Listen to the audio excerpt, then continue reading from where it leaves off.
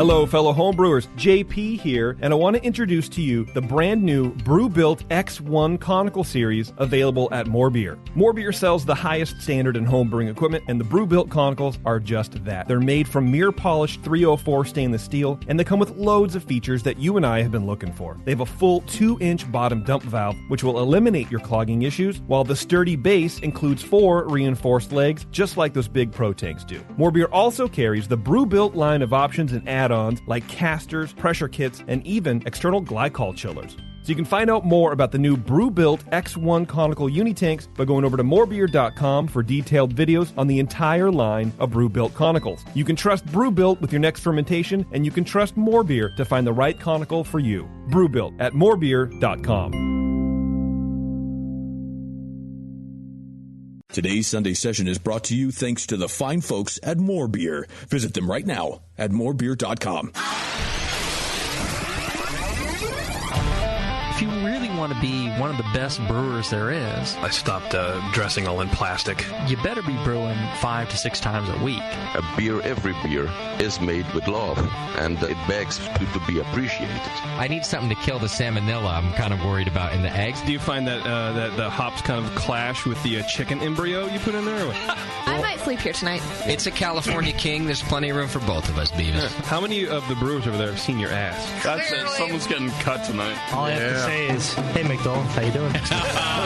Now, live from the Brewing Network studios in Northern California, this is the radio program for home brewers, craft brewers, beer lovers, and beer geeks. It's your only source for live beer radio that brings expert brewers together with, well, expert drinkers. This is the radio program with a head on it. This is The Session.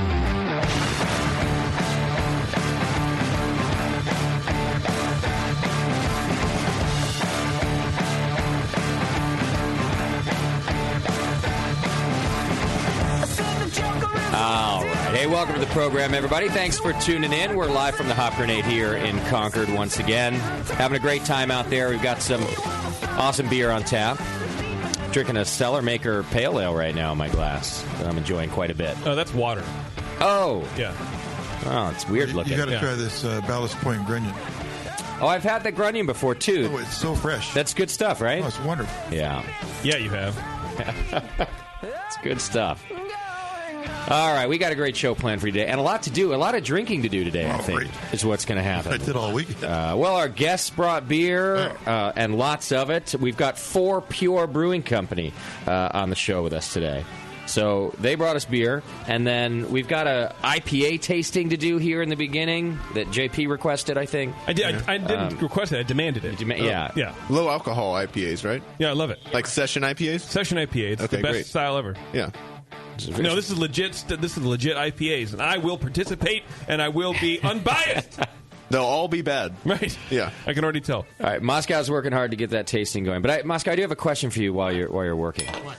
Why on God's green earth is Informer by Snow in our playlist program?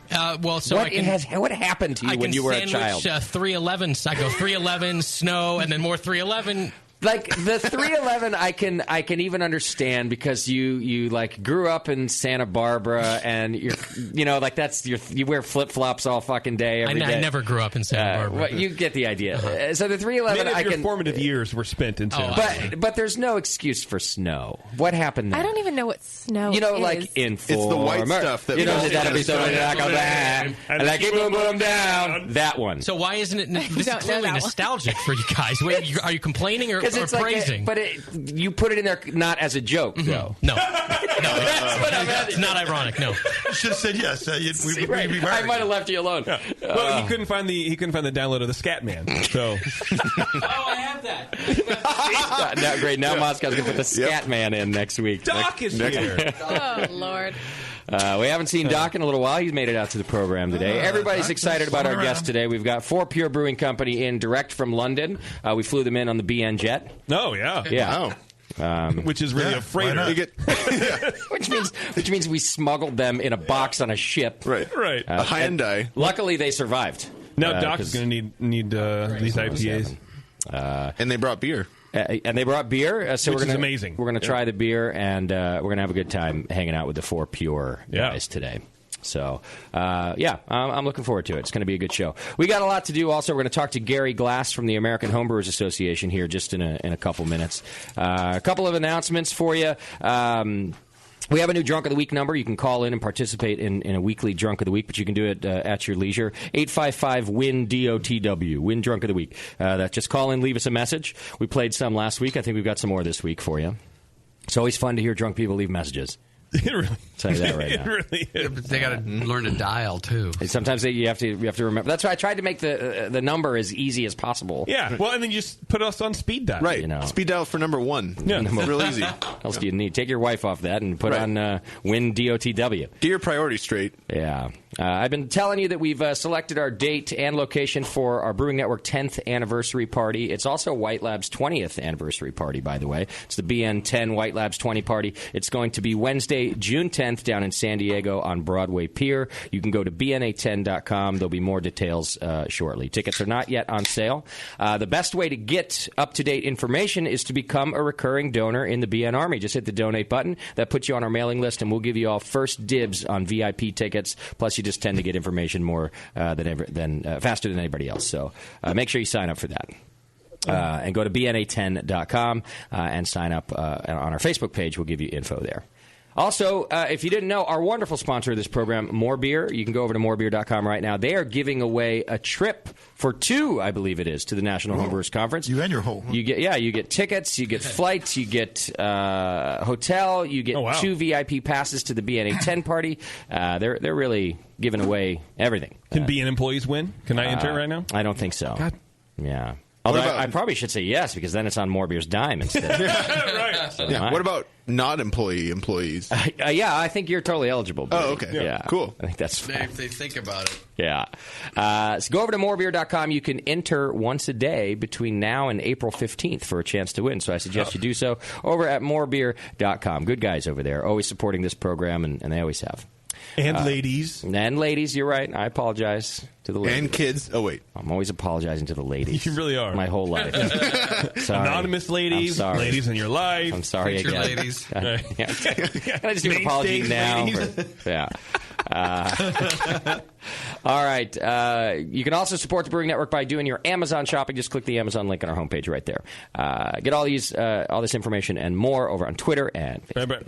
And then send your show ideas to Scott the Jew. That's Scott@thebrewingnetwork.com. Send your feedback over to feedback@thebrewingnetwork.com. Scott, how am I getting Gary on the line? Is he on Skype? Skype, yeah. Okay, I'll do that in a couple minutes. But first, so we just did our Rogue trip. The wonderful people up at Rogue Brewery in Newport, Oregon, invited us and a listener, actually a member of the Brewing Network Club, who won this for us, to come up to the brewery and have a brew day. So we did a road trip, and the first video of the road trip is now available on our Facebook page and our YouTube page. So you go to youtube.com/Brewing Network or just go to the Brewing Network over on Facebook, and the video is currently up and available for your viewing. Oh, it's done already? Just part 1. Oh, wow. The BN on the road? Yeah, the BN on the road part 1. Not the christening video? Not the christening video is up as well. Okay. Yeah, that's been up. The christening of the new BN Shagwagon. Right. Right.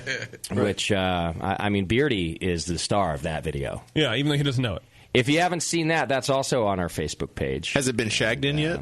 It hasn't been shagged yet. Well, as far as you know. Bevo, has the BN Shagwagon been shagged in? Definitely not. Why not? You guys had the back bedroom. Yeah. You think I gave you the back bedroom to be nice?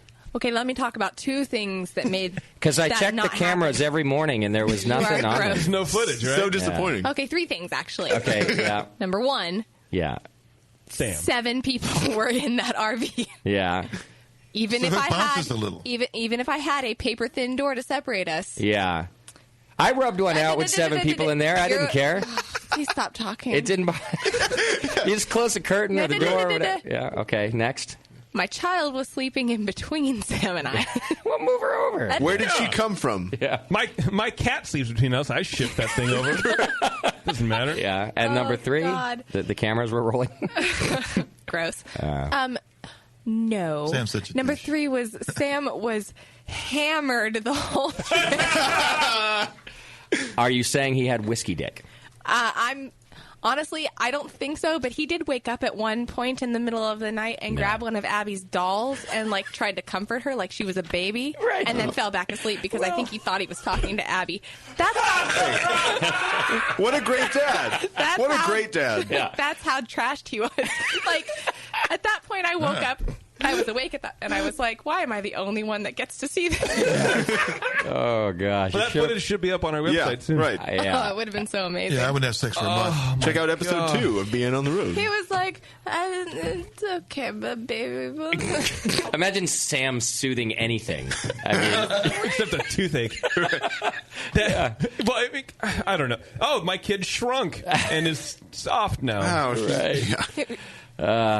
He was so beyond that point. He had no concept. Oh, that's amazing. That's a good story. Yeah. Thank you for sharing that. One of my favorites. Well, we had a great time. The first video features Sierra Nevada Brewing Company, which was our first stop amazing. on the way up. And I can't believe I've never been to that brewery, for one. Yeah. In the 10 years we've been doing this, is the first time there. And what a cool place. And they were really good to us, showed us all around. So you get to see a lot of that in part 1 on our Facebook page right now. Yeah. So you see the bottling line. They call it the bottle shop. You see the hops room, a little bit of their tasting room that we got to hang out in. You learn about Beardy being an idiot. In the video. One time. All the time. That one time it's on video. There's nudity in the video. Sam again? Oh, yeah, there is. There is male or female? There's Bevo in what I would like to refer to as her sexy pants. I don't think she calls them her sexy pants, but that's what they are. That's exactly what they are. And speaking of getting torpedoed, there's also a torpedo. Yes, torpedoes. It's true. This is very true. And not only was the machinery amazing and just their whole outpost there, but the food was stellar. Oh yeah, we got to eat in the in the little tap room or whatever. Yeah, amazing food. It's not just pub food. It's it's pretty. It's good. Yeah, I don't even know how to describe it. I don't want to call it like shishi or boutique food or whatever because it's not. No, but it's quality food. Very high quality food. Yeah, it was amazing. And if you go on the right night, Ken Grossman will make you sushi, apparently. Yeah, when we were there, in fact, you see a little bit of it in the video, Ken Grossman was behind the line making sushi for the patrons. Yeah. And I found out that apparently him and an old buddy of his used to always go out like on Wednesday nights for sushi, and they wanted to kind of keep the tradition going. So now at least once a month, Ken and his buddy show up at the pub there, and they make sushi for people, which is pretty cool. Let's be clear, when we call it a pub, it's nothing like any pub you've ever been to. Yeah, right. The ventilation ducts are made out of copper. I know. Yeah. There are set the tone. There are things where during the construction process, I remember building this place where you're given options. You want this or this. And sometimes you look at the cost, You look around Sierra Nevada, and at one point, you can pretty much tell that Ken went, I don't know, which one costs the most? I'll take that one. Yeah, right. And do you have a gold-plated version? Because if you have the gold-plated version, I want that too. No? Okay, well then 4 copper versions. I felt like the silverware was diamond-crusted so that it cut better. Yes. Yeah. It's a very high-class brewery. It's cool. It was really neat. So a world-class operation. You can see it on the first video that's online now. We hope you enjoy it. I believe there's going to be 2 more videos. Yeah. We've got the Rogue Brew Day, and then there's a listener party and a farm, the Rogue Farms that we went to. So, how many listeners were at the party? Not too many, 5 or 6, I think. Newport's way out there, right? Literally, I was in Eureka, California. But you know what was cool is that a lot of other people who didn't know us, but Rogue said, hey, these guys from the Brewing Network are coming. We'd like you to roll out the red carpet for them. So a bunch of the locals came out to party with us just because Rogue said these are good people, come party with them. And how wrong were they? And later on, they were like, well, we won't listen to John and Stacy anymore. This is the last time we come here. We robbed the shit out of those people. Yeah. It was amazing. They made us oysters, which I never enjoyed before, but the ocean did that. But they were good. Yeah. No, because they cooked theirs, so they actually made them. And so that was the thing leading in, because they, Stacy was like, we're going to have the mother shuckers, is what that group is called. They're going to be doing oysters, and it's going to be amazing. And Jay and I are like, fuck that. Raw oysters are terrible. It's like swallowing loogies. I was not looking forward to. It was the only part of the trip I was not looking forward to. Well, me too, and I was feeling bad because they wrote it to us, it's this great thing, and they were so excited about it. And exclamation points all over the place. I would have the same reaction. I go like, slurp a few down, but I don't like it. And so we were talking about the best way to subtly decline this. And then it turns out they just shucked him and then cooked him in a pot with garlic and butter. And then they scooped him in a bowl and you eat him with a fork like a human. And it was amazing. They also, what they cooked them in also was Brutal Bitter from Rogue. Oh, that's right. So they cooked him in the Rogue beer and then, with the garlic and the butter. And it turned out they were great, which I felt much better about. Because when I was reading the description, I was like, all right, well, maybe I'm the only one who doesn't like the oysters. We get in the shaggin' wagon, and I'm like, so guys. No. Not the name. I go, so guys, tell me that somebody else here, that you all like oysters. And pretty much Scott's the only one who raises his hand. Nobody else likes oysters. And I'm like, shit, we're going to be so rude. I don't want to be rude. Yeah. So now I'm thinking I'm going to have to eat a bunch of oysters and smile through it. Yeah. Turns out they were great. Oh, they were amazing. Until some douchebag listeners, with the help of your shitty husband, Bevo, put an oyster in my beer.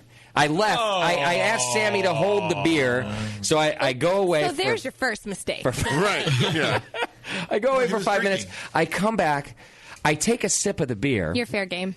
And the funny thing is, it doesn't. It tastes fine, right? But it smells really oystery, right? Was it oystery or I would imagine more garlicky? But I don't know. No, it smelled like oyster juice. Okay, and so I could smell it's really pungent, and I was thinking, well, it must be my fingers, right? Like from eating the. So first, I'm like, God, do I have oyster all over my fingers or something? And then everybody around me bursts out laughing.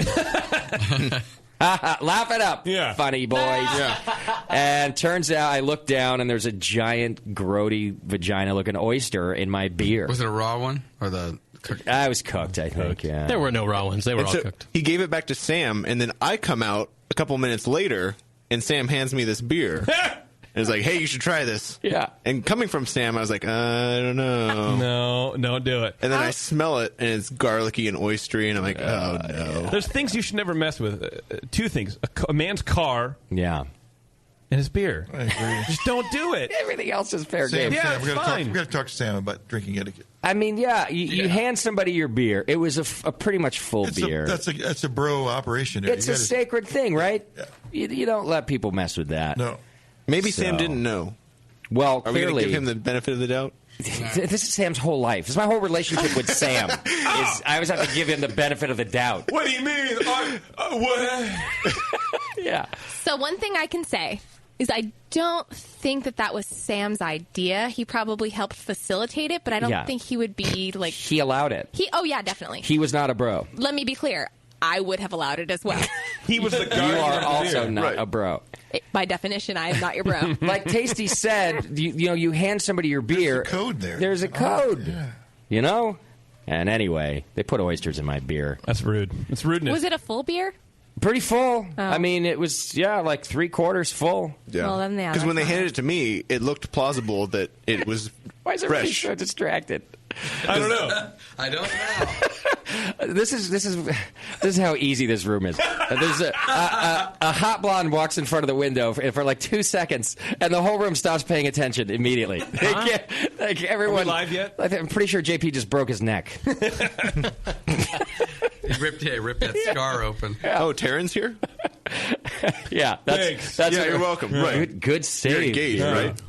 Yeah, I am. Wedding stuff is amazing. We haven't even congratulated you on the air. I think that's great. We just broke the news right now, right? Oh, it has not been mentioned. Sorry, guys. Yeah, JP true. got engaged. Yeah. Is she knocked up or what? No. Shotgun. Are you sure? Yeah. Have you made her take a test? No. You want me to? Let's just say Let's do that it on air. Nature's test came up a plus or a negative. Oh, a nature's test. Whatever story. For a minute, I was like, I don't understand. Just stick to one story.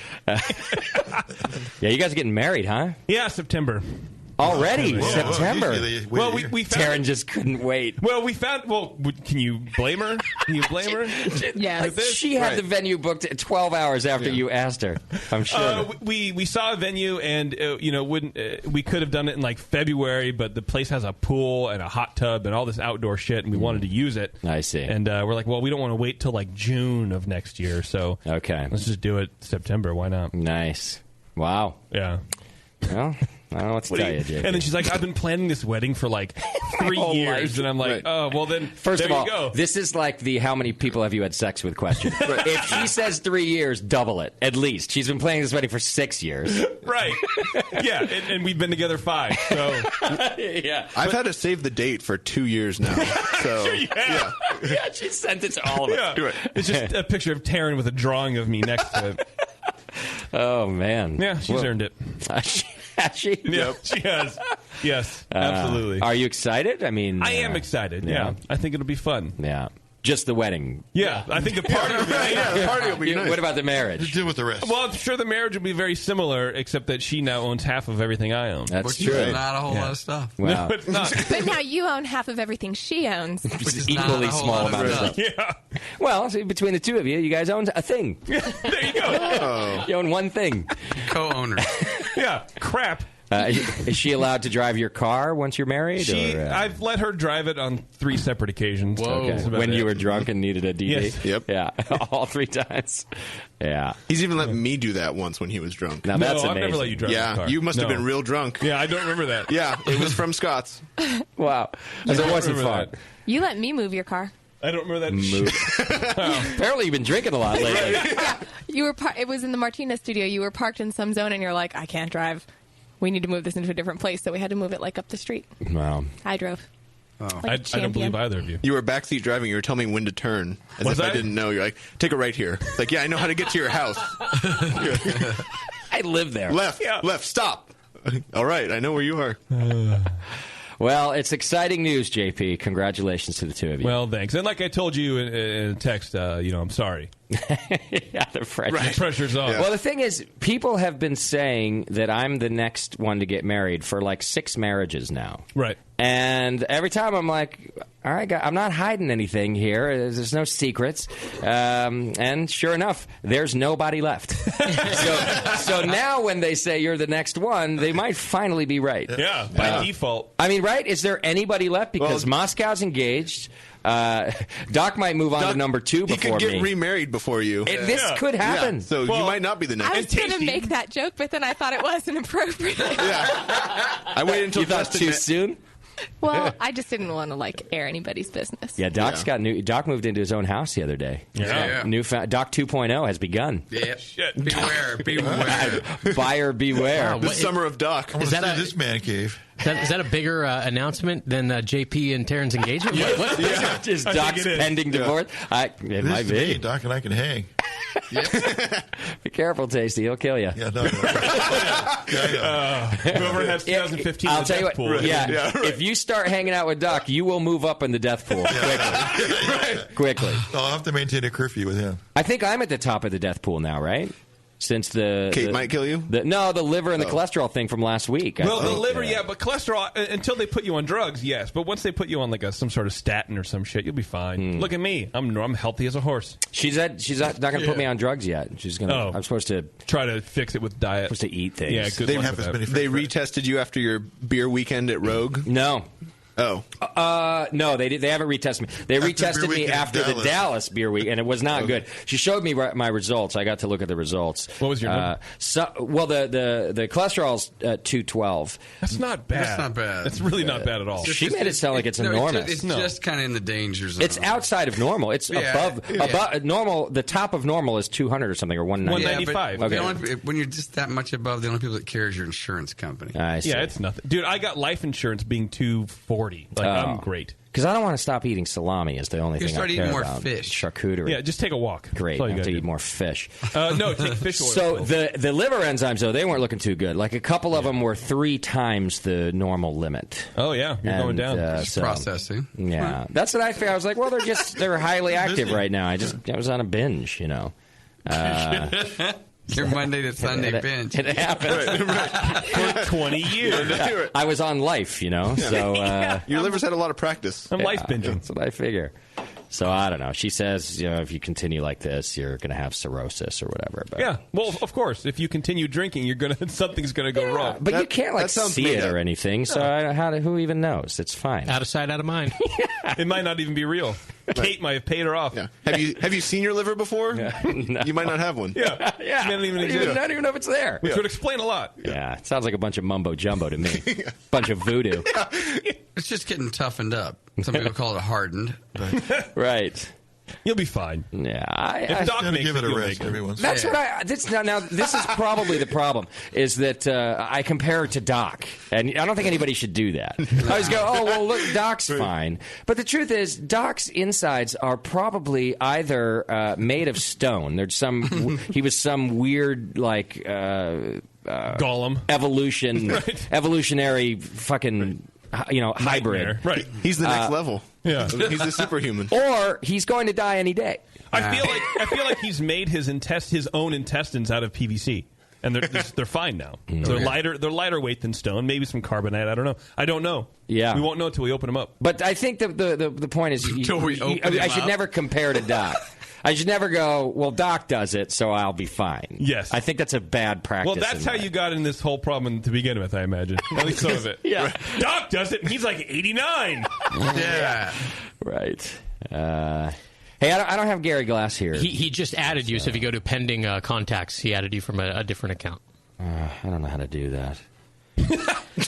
I will say Skype is very difficult. They've made some changes in how those pending things happen. They have, Oh, right? really?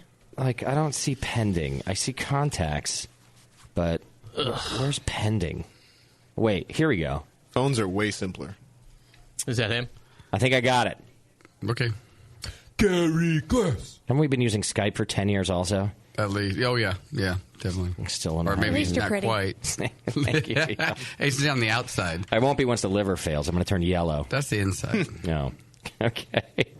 Well, we're going to talk to Gary Glass about the upcoming National Homebrewers Conference, which I believe is the 9th conference I will have gone to in San Diego. Tasty more for you, I'm sure. First one was 2004. 2004, okay. 2003. Yeah, all right. So it's coming up. It's in San Diego. Hey, Gary, you with us? I am. How are you, buddy? I'm great. How are you? I'm doing very well. Thanks for being on the show again. My pleasure. So we're just starting to talk here about the National Homebrewers Conference back in San Diego this year. Yeah. Very excited to be back in San Diego, where they've got sun, surf, and a whole lot of really amazing beer. They do. I was there recently, and when was the conference there last? 3 years ago, something? 2011, 4 years ago. 4 years ago. It was already a great beer scene 4 years ago. It's about double that now, I think. It's just awesome. Yeah, there are over 100 breweries in San Diego County now. Okay.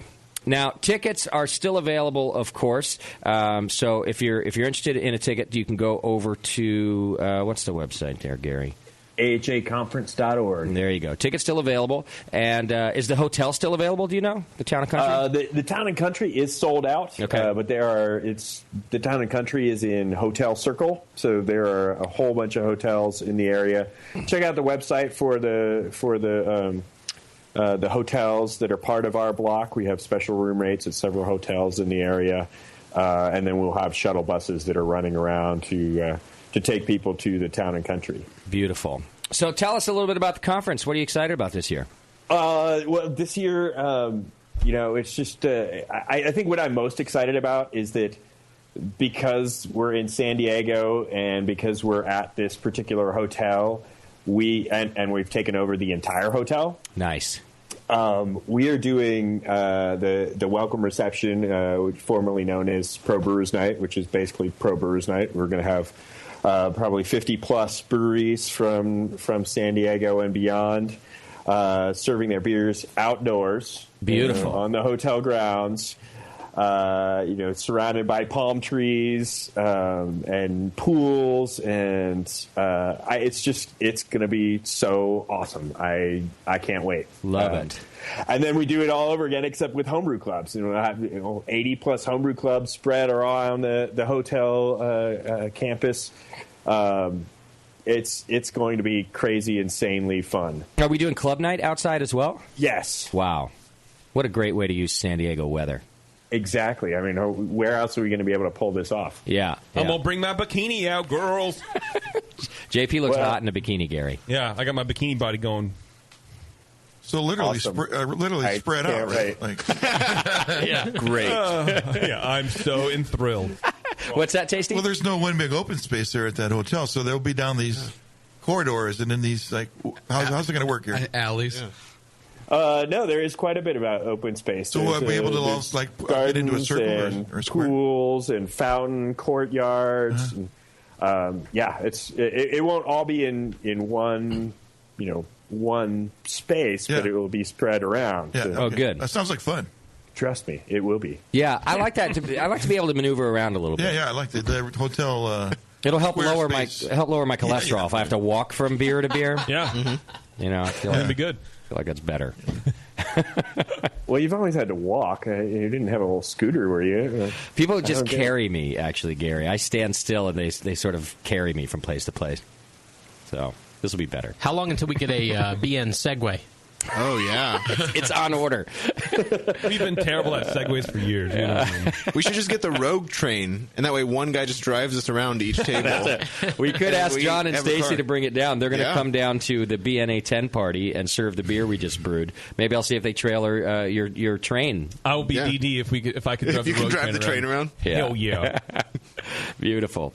So tell me more about the Pro Brew Night. Was a little bit moved around last year, and this year saying it's called the opening reception, but it functions just like Pro Brew Night this year on Thursday. Yeah. So we're calling it the welcome reception, which is a little bit like our sister event, the Craft Brewers Conference, but essentially this is where we focus on local breweries, and so it'll be very similar to what we've done in the past, except it's outdoors. The breweries will be there. The breweries will be serving their beers. It's going to be fantastic. Okay, I love it. So, how about we give away a ticket? What do you think? Yeah. Right now? You're down, Gary? We can do that? Yeah, absolutely. All Let's right. do it. Is it a full conference pass? Yeah, I Wow. think we're going to give away a full conference pass. You got to get yourself there. But The Beardy! Hey, guys, I get to go. Yeah. Fake employees are not eligible. We're going to go for caller number 10. So 888-401-BEER. 888-401-BEER. Give us a call right now. We'll take caller number 10. We'll give away one pass. And then I think we're going to give away another pass because, Gary, you told me I can do two, right? Yeah. You're awesome. Okay. So we're going to do... I know that. Caller number 1,000. Well, we don't want to alienate our podcast listeners. No. So we want our podcast listeners to be able to participate as well. So you guys are going to call in and leave us a message at 855-WIN-DOTW. And you're going to tell us why you deserve to win a ticket to the NHC. Make your case. Now, this could be a sob story, right? Like your dog just died and you spent all your money on his shrine that you built in the backyard. You're cathartic there a little bit, huh? You can, that maybe that's the reason you deserve a free pass. Maybe you're just cheap. And you'll never experience something like this unless Gary so kindly gives you a ticket. I'm actually bidding on a section of Hummels on eBay right now, so I can't afford it. So please send me that. So 855-WIN-DOTW. It's our Win Drunk of the Week hotline. 855-WIN-DOTW. Leave us a message this week, and on our next program, we'll play the finalists, and we'll vote here on air who the winner of the second NHC pass is. So this is exciting stuff because, first of all, the pass is worth a little bit of cash. And second of all, you then get to spend your money on beer in San Diego if you get to go. That's how I would look at it. Or that shrine for your dog. Or that liver transplant. Or your ex-girlfriend that happens to live there. There you go. Stacey has 8. One for each day. One's there. leaving, I heard. Paternity's a bitch. All right, we've got our caller number 10. Let me make sure not to hang up on them. That would be disastrous, wouldn't it? Because then we'd have to trust them to call back in and be the right one. Sir or ma'am, you are caller number 10. Who are we talking to? What's up? What's up, Justin? It's Brock from Marietta, California. Brock, how are you, brother? Pretty good, man. How about you? I'm doing great, but I think you might be doing a little better because you just won a full conference pass to the National Homebrewers Conference. Hell yeah. And he's so close. He can drive there real easy. Beautiful. You got to go to the seminars. Not even 45 minutes. Yep. That's Excellent. awesome. Excellent. Man, I wasn't even going to call in. I thought I would have overshot 10. Well, you got it. You're a winner. Thanks to Gary Glass, you now have a full conference pass. Have you ever been to the conference before? No, I haven't. Oh, Brock is stoked. Oh, boy. Yeah. Stoked. Awesome. You picked the right year to win. Yeah. No kidding. Yes. Yeah. Because you may never miss one again after experiencing it in San Diego. It's a good time down there. Yeah, I'm gonna say probably not. All right. Well, Gary is on the line. He's the guy to thank. Him and, of course, the Homebrewers Association. Brock, I do have to ask, are you an AHA member? Yes. Beautiful. Good man. Yeah, Oh, we dodged the bullet there, didn't we, Gary? We still got time to sign him up. Because I was going to say, get out your cash right now. Right. Yeah, pay on up. All right. Thanks, Gary. Thanks, AHA. Oh, yeah. Looking forward to seeing you in San Diego, Brock. Heck yeah, me too. Hey, Brock, and I'll tell you what, I'm going to throw in a pass to the BNA 10 party, too. How about Double your value. Man. Yeah, we're going to get Monday. we're going to get you all sorted out in San Diego, man. Dude, you guys are awesome. Brock, I'm not going to do shit for you. So. Make sure you come up and say hi to us and let us know who you are. Yeah. Well, why don't we I just definitely will. get him a special badge with big glitter hugs. or something on it. Well, You don't need it's, to hug. Brock, it's not all good because I'm going to make you be Doc's handler for the week, too. So you're going to have to. I might be able to deal with that one. All right, hang on the line. Bevo's going to get your information so we can get it all over to Gary, get this taken care of. So congratulations, All right, brother. cool. Hang on. Hey, thanks, Dustin. All right, no worries. Well, there you go, Gary. That's a happy dude. Yeah. Well, that's what we want. He's going to be even happier when he's at the conference in San Diego. A great time. I think you're right. I can't believe that we have the whole hotel and it's sold out, Gary. That's awesome. I like it that way. Well, the hotel's sold out, but the Yeah, no, that's what I mean. That the whole hotel is sold out. I think that's going to be an epic party. No kidding. The entire, You think? Yeah. the entire campus of homebrewers. That's pretty sweet. Yeah, it was great. We won't have people calling Yeah. the police on us Well. in the BN suite. That's true. Last time we were there was the Young Democrats meeting, which was fun to walk by and try to crash their party. Yeah. Did they end up at any of our parties? I'm sure they were probably the ones calling the cops. Yeah, I'm sure they did too, Gary. All right, well, this is exciting stuff. We're going to keep talking about it here on the show because we always just get so excited about this event. It's our favorite event of the year. It always is, and we're excited to be going back again. So head over to the site now, which is ahaconference.org, Gary? Yeah. All right. And you can get yourself some tickets. There's still room. That's the beauty of the facility in San Diego, is that more capacity than we've ever had for this conference, right? Yeah, this is including the entire grounds. Yeah, probably the biggest space we've ever had. Wow.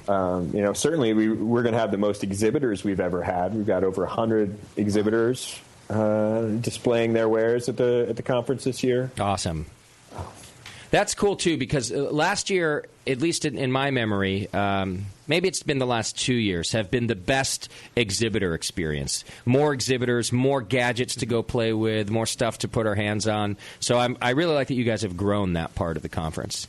Yeah, I mean, when you guys started, it was quite a bit smaller than it is now. It really was, yeah. But yeah, to see the crazy new equipment that comes out every year, yeah, and get to drool over all these things that you want. Yep. There's new brew systems and that you didn't even know you wanted until you saw them.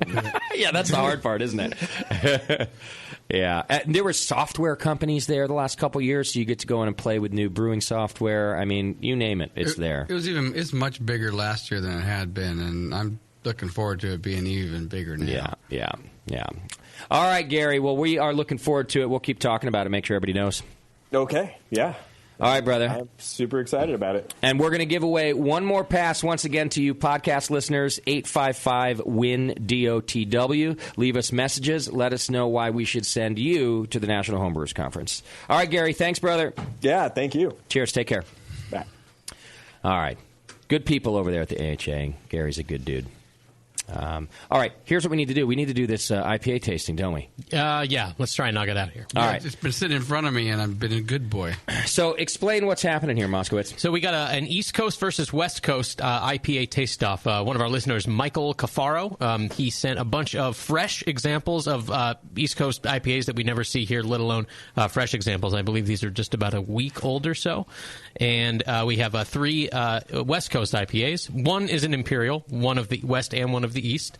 And we're just going to kind of compare some of the best examples from the East Coast and some good examples from the West Coast.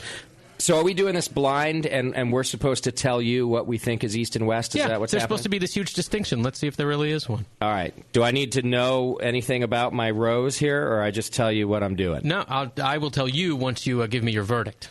Okay, so we'll just go one by one. Yeah, and in fact, I mean, we can taste during the break and sort of come back and report our results if you want, so it's not just a bunch of sipping. Why don't we just do it quickly? Okay. We don't have to spend a lot of time on this, right? We're going to do some rapid fire. Let's all taste the same one at the same time, though. Okay, top left and go. Yeah, in order? the closest one to you on the left. I was thinking close left. Bottom left. Okay, so bottom left. That makes no sense, but let's do it.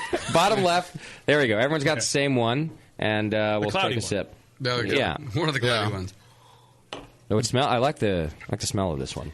Yeah, they've been warming up for about 20 minutes, so you'll get lots of hop something. Yeah. Cardboard, wet hoppy cardboard. East Coast. Oh, so that's where the East Coast. Yeah, East Coast. Definitely East Coast. And by the way, just so nobody on the East Coast or West Coast is offended, well, I'm not saying that it's not a hoppy beer. It's a great hoppy beer. It's a really good beer. I just feel like it's an East Coast IPA. I think it's too malty, too crystal malty for the what I perceive as lower ABV, higher, quote unquote session IPA. Okay, that's what I think. Doc, what'd you say? I didn't say it. East Coast. Yeah. Tasty? East as well. And Beardy? East. Okay, we're either all wrong or all right. That's Heady Topper. Okay, East Coast IPA. Wow, and people fawn over this. I don't really. I think it's too sweet.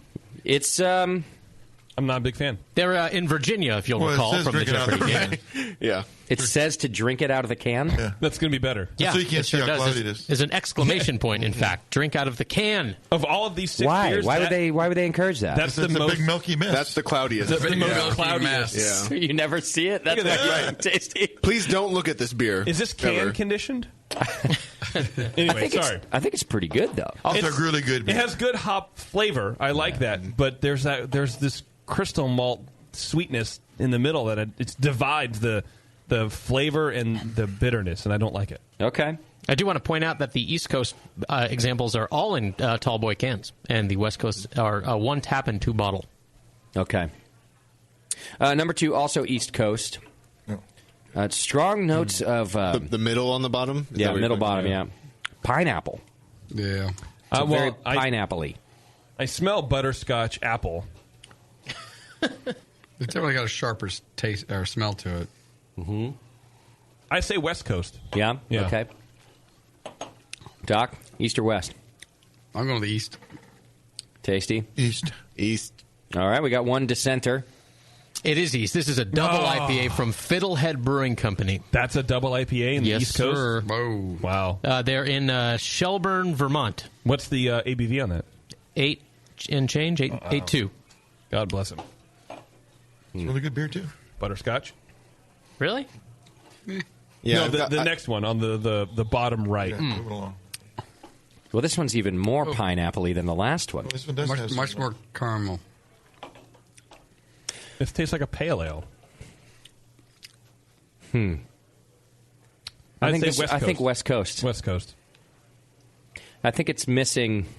There's a lot of hop flavor. There's a lot of hop bitterness. And I think it's a bit unbalanced in that sense. Yeah, the distinction between East and West, for me, is East Coast use a lot more crystal malt. And this is missing that. So that's what I'm basing it on. This is not sweet enough to be an East Coast? I don't think so. But then again, I thought that on the last... Well, I don't know. Anyway. I'm not a fan of this one. I'll say that. Yeah. What do you think, Doc? West or East? East. Doc's sticking with East on this one. Tasty? Yeah, I think East as well. And Beardy? East. All right, we got 2 Westers over here. This is East as well. This is Lawson's Sip of Sunshine IPA. Lawson's is out of Connecticut, Stratford. Okay. Those Yukon folks. Now, are we 3-3? So we now know that the remaining. Yeah, I tried to fool you, but it didn't quite work how I planned. All right. Well, the remaining three are all West Coast, I think. Yeah. See how they compare. All right. Now, the one you're sipping now is actually a new brewery in Berkeley. They're called Fieldwork. I totally would have voted West Coast on that. Jesus. That's a Chisel IPA. Shizzle. What are you Jesusing? He's drinking IPA. That's West Coast bitter for you right there. It's butterscotch. There's a lot of butterscotch in the aroma. Ooh. Yeah. To me, I got that in all of the East Coast beers. Yeah. Yeah, me too. And you're not getting it in that West Coast beer? No, I do also. Okay. But to me, that... Because that one's is got the strongest one, I think. That was one of the reasons I picked East for those, is because just a little butterscotch, thinking that maybe they would use an English yeast for their IPAs. Yeah. And so English yeast kind of throw off a little more diacetyl than Cal Ale does, 001 beers. Kalale? Kalale. No doubt, Well, but there shouldn't be any in there. Isn't that Superman's father? Kalale? Yeah. I don't know. I haven't gone to Comic-Con You're an in idiot. years. I don't know. Well, you're missing out, let me tell you. Yeah. His nephew doesn't cosplay. Bane for life, girl. Next one also would have guessed West Coast. Yeah, it's just bone dry. Sort of convenient. Weird, right? But I would have. Definitely these last two I would have said West Coast. Yeah, they're very dry. They're very not dry, as yeah. sweet, but there is a maltiness to And them. they're also clear, which is weird that all the West Coast are clear and all the East Coast are cloudy. We're cloudy. Good observation, Beardy. Even I could see that. Through the beard? Yeah. Took the joke right out of my mouth. The middle one is very hot. Yes. Very hot. Like fusel alcohol hot. Yeah. Yeah, I agree with you. Unbalanced. This is one of our staples, AleSmith IPA. Which one? The middle one you say? Yeah, the one you guys are drinking now. The middle I one. mean, I'm sure when we're not drinking it at middle 82 top. degrees, it's probably really good. Right now that's warm. Yeah. Although it should hold up still, shouldn't it? I mean, Well, but I mean, different stuff comes out, right? Yeah. So Fusel shouldn't necessarily change. And then this last one is the West Coast Imperial. West Coast. Good. Justin's correct. Yeah. This is a Sock Knocker IPA from Coronado. Well, great. Where's the dump bucket? And there you go. It's a good name. It's a good name, though. I'm going to say, just for fun, Hetty Topper was my favorite of the bunch. Really? Yeah. Yeah, I go. Sock Knocker was my favorite. Yeah? Yeah. Because of the name, or? Oh, well, I like knocking socks, but, the beer was all right, too. Hey, Candy, you want to knock socks? She's like, I don't understand. All the No socks in the bed. Have you washed your socks? Yeah, Hetty Topper, I think, is my choice for best in show there. I don't have a favorite. No? I don't have a favorite either. You didn't like any of them? I'm trying to go through and retaste them to figure out a favorite, and I can't do it. I got through the second one. I'm like, I can't. Tasty, did you like any of them? Nothing stood out. I did I like the AleSmith beer, but it didn't. It wasn't. I mean, I'm used to Okay. You what I really want. I'm used to Yeah. the good shit. And what's your favorite? Crotch soccer or whatever it's called? Yeah. Beardy, that's your favorite? Crotch soccer. Yeah. That's what happens when he asks if Candy wants to knock socks. He gets crotch socked. You up for some crotch socking? What is it? I'm trying to imagine what Whatever that, turns you on, that's all it is. what that might be. All right, so thanks, Michael, for sending in the beers. One of us liked one of them. So that's really great. Yeah, thank you for We're a going. hard crowd, are we? Always in trouble. Thanks for spending $50 to do that. God, we are dicks, aren't we? But hey, Keep selling my honesty. t-shirt, will you? We're just trying to be honest. We don't want And dicks. And dicks. All right, we're going to take us a quick break. When we come back, Fourpure Brewing Company from London, England is in the studio with us. So hang in there. It's The Session, and we'll be right back.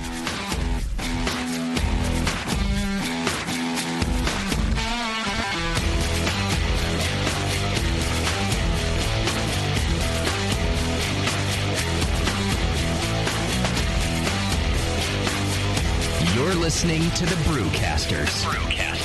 On the Brewing Network.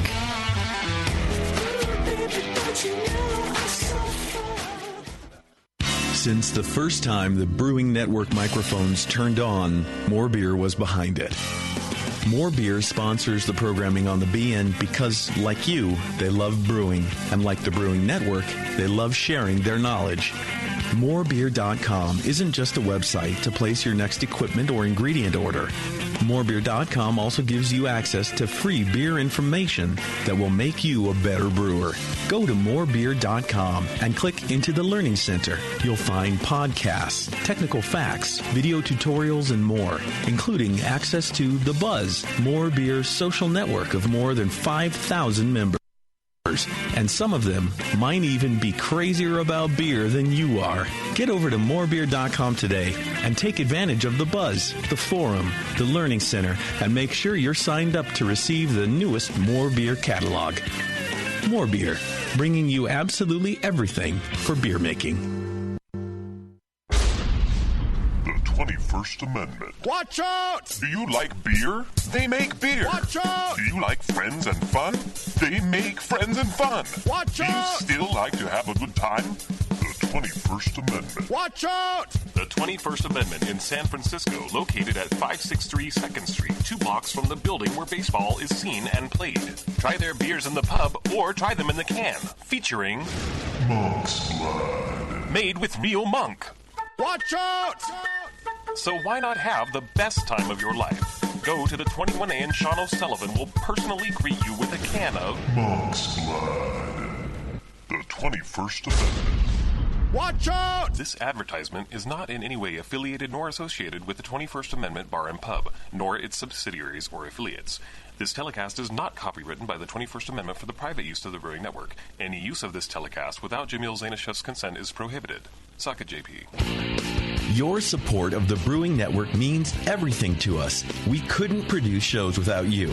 And we love giving you something extra for that support, like Brew Your Own magazine. You already know it's a great brewing magazine full of recipes, equipment how-tos, discussions of beer styles, and brewing techniques. Whether you're new to brewing and just starting out or you're an old pro, you'll always learn something from the articles in Brew Your Own. Plus, there are amazing special issues like plans for building a Brutus 10 system, 250 classic clone recipes, and a Homebrewer's Answer Book. Brew Your Own magazine and BYO.com are awesome resources for any brewer, whether for yourself or as a gift. When you subscribe or resubscribe from the Brewing Network homepage, you directly support programs like this. Get a great magazine and support the Brewing Network.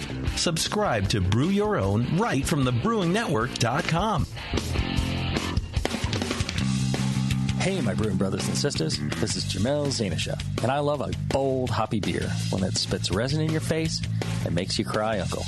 There are a lot of great hoppy beers out there, but at Heretic, we want to make something as bold, dank, and resiny as possible. We use hops at every chance we get, including multiple dry hop additions. The result is Heretic Evil Cousin. This light golden, 8% Imperial IPA has an easy malt character that helps take the edge off the massive bittering, but it takes a back seat to the in-your-face hop character. We make sure this beer finishes dry so the hops can jump out and slam you in the taste buds. If you can't get enough hoppy goodness, Evil Cousin is your cup of tea. Cheers. Beer tasting games that train your palate, a brewery locator, and the brand new interactive beer style guide. These are just a few of the awesome things you'll find on craftbeer.com. The style guide is a beautiful example of technology in beer. Browse beer style families or turn on the automatic beer style finder and explore beer through color, bitterness, ABV, aroma, and flavor. It's really the coolest way to explore every beer style besides having them all in front of you. Go to craftbeer.com and click on Beer Styles to start the guide. Plus, enjoy the rest of craftbeer.com, the Brewers Banter blogs, beer education, how to host a beer tasting, and the invaluable Draft Quality Manual. Tons of great content that makes your beer better. Visit the new craftbeer.com right now and explore the website that brings you all the passion, camaraderie, and creativity of the craft beer community. Craftbeer.com, celebrating the best of American beer.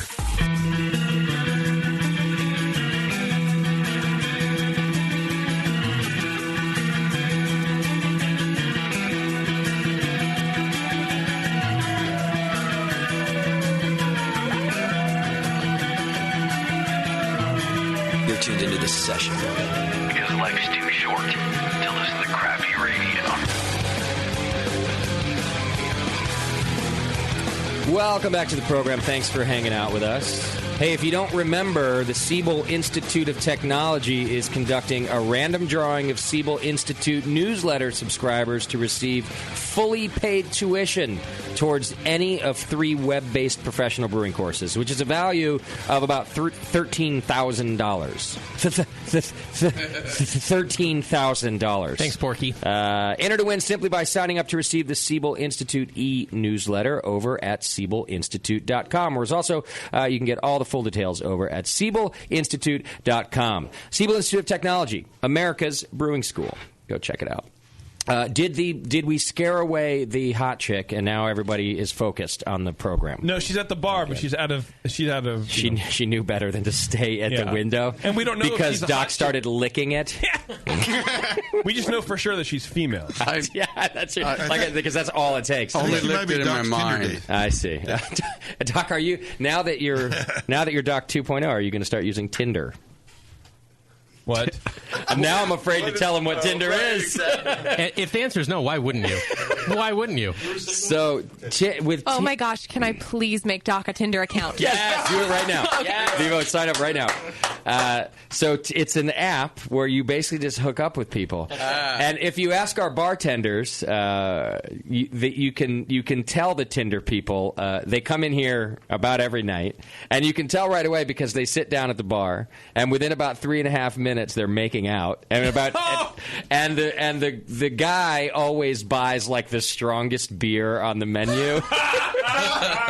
And they've told me that most of the time the girls are like, I really shouldn't be here, and they're like crossing their legs and uncrossing them, but then they're drinking that beer.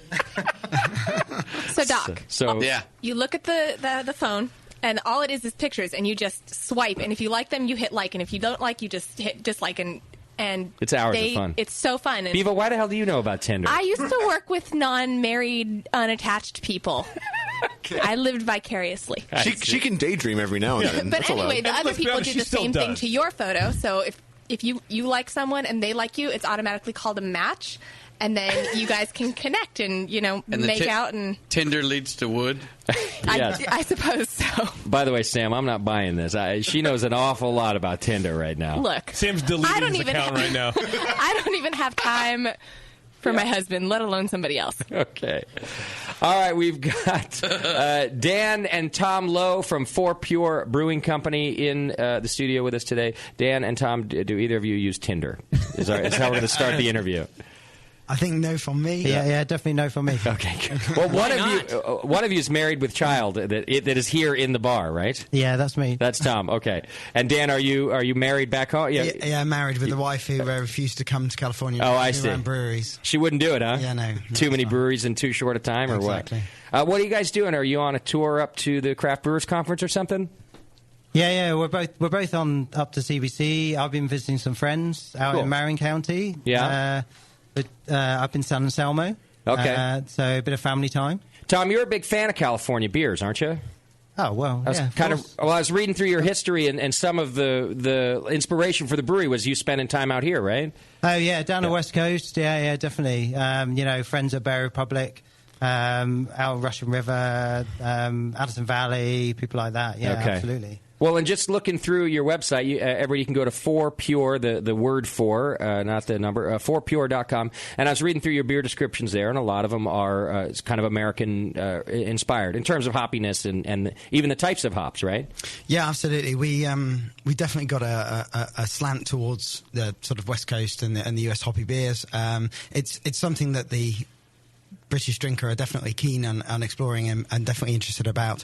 And also our head brewer, John, is, although Dutch by nationality, grew up over here in Denver and then latterly in New York and sort of got a lot of influence on the beers that we make. We've got John on the line too. John, are you there? Yes, I am. Hi. Hey, thanks for being on the program. Yeah, great. It's funny to hear Dan and Tom on the radio. They sound so much more English. We have that English compressor on. Yeah, so. It's a filter. Yeah, I bet you do. What are you working on, 3 a.m. over there, John? Yeah, I'm really fucking tired, actually. Great. Well, I'd like to tell you this is a short interview, but I'd be a liar. So I think that Tom and Dan said you're welcome to just go to work after the interview if you want. Yeah. Yeah, that would suck. Yeah. All right. Well, I want to learn just a little more about the company, and we want to talk about the beer also. We've got the Pilsner in our glass now, and it looks like all your beers you package in cans, right? Yeah, so we decided to start out with, or almost launch the brewery all in cans. We believe in that as a format for protecting the beer, and also it's a great differentiator in the market with sort of 68, 70 London breweries, each with half a dozen beers. That's a lot of brown bottles on the shelves. Yeah. And being in can was a good way to sort of stand out as a newcomer to that sort of environment. Sure. With that many breweries you mentioned, craft beer is really growing in London, right? Because years, not even that long ago, I don't remember it like that at all.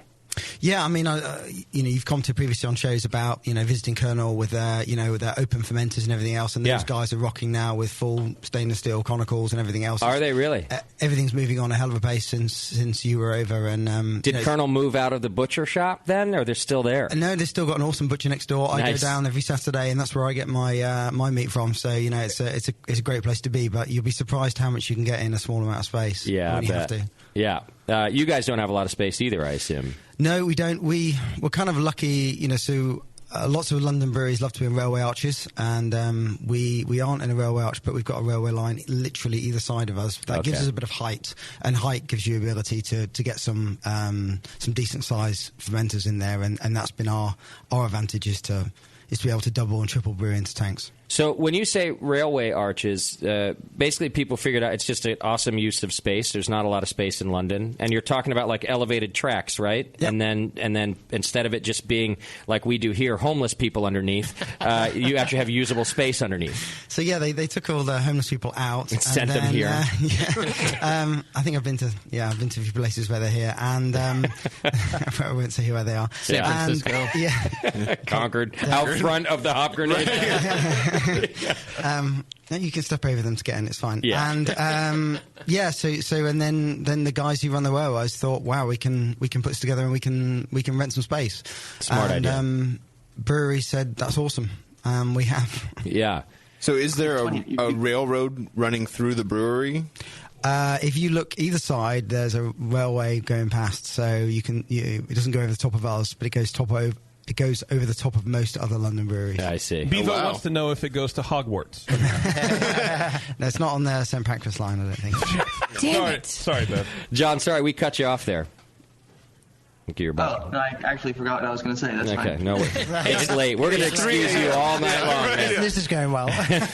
Yeah. Yeah, really I hope he falls asleep, like when on Stern, when he used to leave people on hold for like 45 minutes at 5 in the morning, and you just go, all right, call, you're on the air. Well, and the hard part will be we won't know if it's Tasty snoring or John. It's hard to tell. It's true. Right. We can just check Tasty's Facebook. If he's if he's posted in the last few minutes, then we know he's still awake. I have a live feed. I feel like Tasty doesn't get REM here, Yeah. It's kind of lucid. Right. Yeah, big. Hey, is Tasty still here? Dan, how big is the brewery now in square meters? I'll tell you square feet. So we're about. I've been calculating. I've got a book full of calculations. You're welcome to America. To barrels. In other words, Dan knows we're idiots, so he paid attention. The message loud and clear. And I was going to help with the translation of things like lorries and things like that, which were a big problem. That's not even on my converter. I watch enough Luther. I know exactly what a lorry is. That's it. So we're around about 4,000 square feet. Okay. Which I was talking to Jamil today and telling him what we had in 4,000 square feet, and he thought I was making it up. That you squeeze that much in there. But yeah, when you get to London, you realise how quite expensive space is. And what's your tallest fermenter? Like you say, you have a lot of height, so you take advantage of that. How high do you go? So I haven't done this in feet. 6.5. How much volume then? 6.5. So like 100 hectolitres. Okay. Wow. So that's pretty much our standard tank size, and that lets us get sort of a good solid 2.5 brews into those. Nice. Okay. And you have like about a 20 or 20 hectoliter? Brew house is 23 imperial barrels, so roughly 30 US barrel brew house. That's pretty big for 4,000 square feet. Yeah. Wow. Really big. I don't. Are the aisles just 2 feet wide? Or, sorry. 0.666 meters wide. Pretty much, yeah, pretty much. We have the tanks sort of staggered so that you can just sort of zigzag between them to get through. There's no common aisle there, but John, how do you like the use of space at the brewery? Does it drive you nuts? Oh yeah, it's pretty awful actually, but it's funny because other London brewers come by and they marvel at how much space we have, in part because they're all under railway arches, you know. But then Americans come by and it's like we get a real reality check about how small the brewery actually is and how amazing it is, the amount of stuff we actually squeeze in. Sure. Did you guys get any pushback when you were opening from partners, investors, of people saying, "Why are you doing London? Your overhead's going to be outrageous"? No space. Yeah, so my normal answer to that is there's 9 million people who live in London. Yeah. And just leave it at that. I mean... Sure. It just makes sense. What a market. Okay. Oh, what a market. But you could have gotten a much cheaper and larger real estate outside of London, obviously. Yeah, for sure. But we were also part of a bit of an ecosystem of breweries around. There's 6 breweries between ours and another railway station, all under railway arches. So you can spend a Saturday afternoon, you can wander down, go to 6 awesome breweries. Colonel's one of them. Oh, they're right there too. By numbers. You just... And people do, you know, we have a load of, even the US brewers, they land at Heathrow, they come into the city, and they come and sort of check out 6 breweries in a row, and they check out beers in the mall, and it's a great way to spend a Saturday afternoon. So that ecosystem's crucial. And it also means that when we all struggle with materials, struggle with whatever it may be, we can borrow and share things that we have collectively, and you know that a bag of black malt is only 2-minute walk away if you want to walk up the road and grab one. Nice. And it's just it saves us and it saves each other so much. So much so there's challenging times when you realise your inventory's slightly out or you've got a problem somewhere else. Yeah, that's cool. It's also hard to get in and out of London, isn't it? So I assume that you guys must live there, and it's kind of a quality of life thing. Yeah, I do. You do, okay. Yeah. Well, we both walk to a brewery. Which is nice. Listening to your podcasts. Yeah. Oh, excellent. Thank you. Jamaica Road, listening to the podcasts on the way to a brewery. Okay. But yeah, I mean, I also live with my family up in Birmingham, so I commute a little bit flat in London, so it's kind of nice. Yeah. But I mean, London's it's a cool place, but traffic is a problem. Yeah. Talk about deliveries, and I did the deliveries for a year, and white van man in London is an interesting concept. Your blood pressure went up. You probably shortened your life by 4 or 5 years having to do the deliveries for a year. Yeah, absolutely. Yeah, you get fingered like 100 times a day, too. Right? Wow. You got to pay extra for that here. No, I'm talking about people getting annoyed at you. Right. Double park. Yeah, absolutely. Yeah. All right. Hey, John, why don't you... I want to talk more about the history, but since it's in our glass and we're all drinking it, can you tell us about the Pilsner that we're drinking? Sure, yeah, the Pils. Well, basically, it's sort of a German Czech Pils hybrid, although it's definitely dry and hoppy, more like a German Pils. We brew it actually with the 100% English lager malt, so English Pilsner malt, and it's actually really the malt character itself actually tastes pretty authentic, like authentically German. But having said that, the giveaway is that it's like a touch toastier and like a little bit sweeter, like when you taste it in the wort, and like a little bit less raw kind of tasting than a German Pilsner malt would be. Okay. But it's nice and refreshing. It's dry. It's quite hoppy, full of hop flavor, especially. I really like that beer. So do I. And, it's delicious. I think you're right about that little bit more of a toasty flavor that's awesome. It goes really well with the beer. Yeah, I love that, though. I think it's great. I almost like it better. Yeah. We can't do a decoction, we have to do a single infusion mash in our system. So it's nice if you can get like a little bit more character using only base malt. So that's a good point. You actually get some of that melanoidin out of it then without doing a decoction. Yeah, basically. Noble hops as well? Yep. So it's all Zats, and Hallertau middle brew with, if needed, a little bit of Magnum for bittering as well. Okay. Just to boost the IBUs up a little bit. Is that English lager malt something that we can find over here, or is that more just something you guys get to Yeah, I'm not sure. Toggle to Actually, yourself. You could possibly mimic it by using just like a 2-row with maybe like 10-50% English ale malt, something like that. Maybe that wouldn't be far off. I think I've tried beers actually where people tried to do that to sort of use some American 2-row or something, and it doesn't work. It's definitely not the same. Yeah. Yeah, maybe if you did you like have to use some English malt for sure. a German Pilsner malt with a little bit of either like an English pale or just like a very light crystal, just like a tiny percent, like C15 or something. Yeah. Okay. So what's the fermentation profile on this beer? And you mentioned you use English lager yeast, right? No. We use South German lager yeast. Southern German lager yeast. Okay. What is your fermentation profile? So we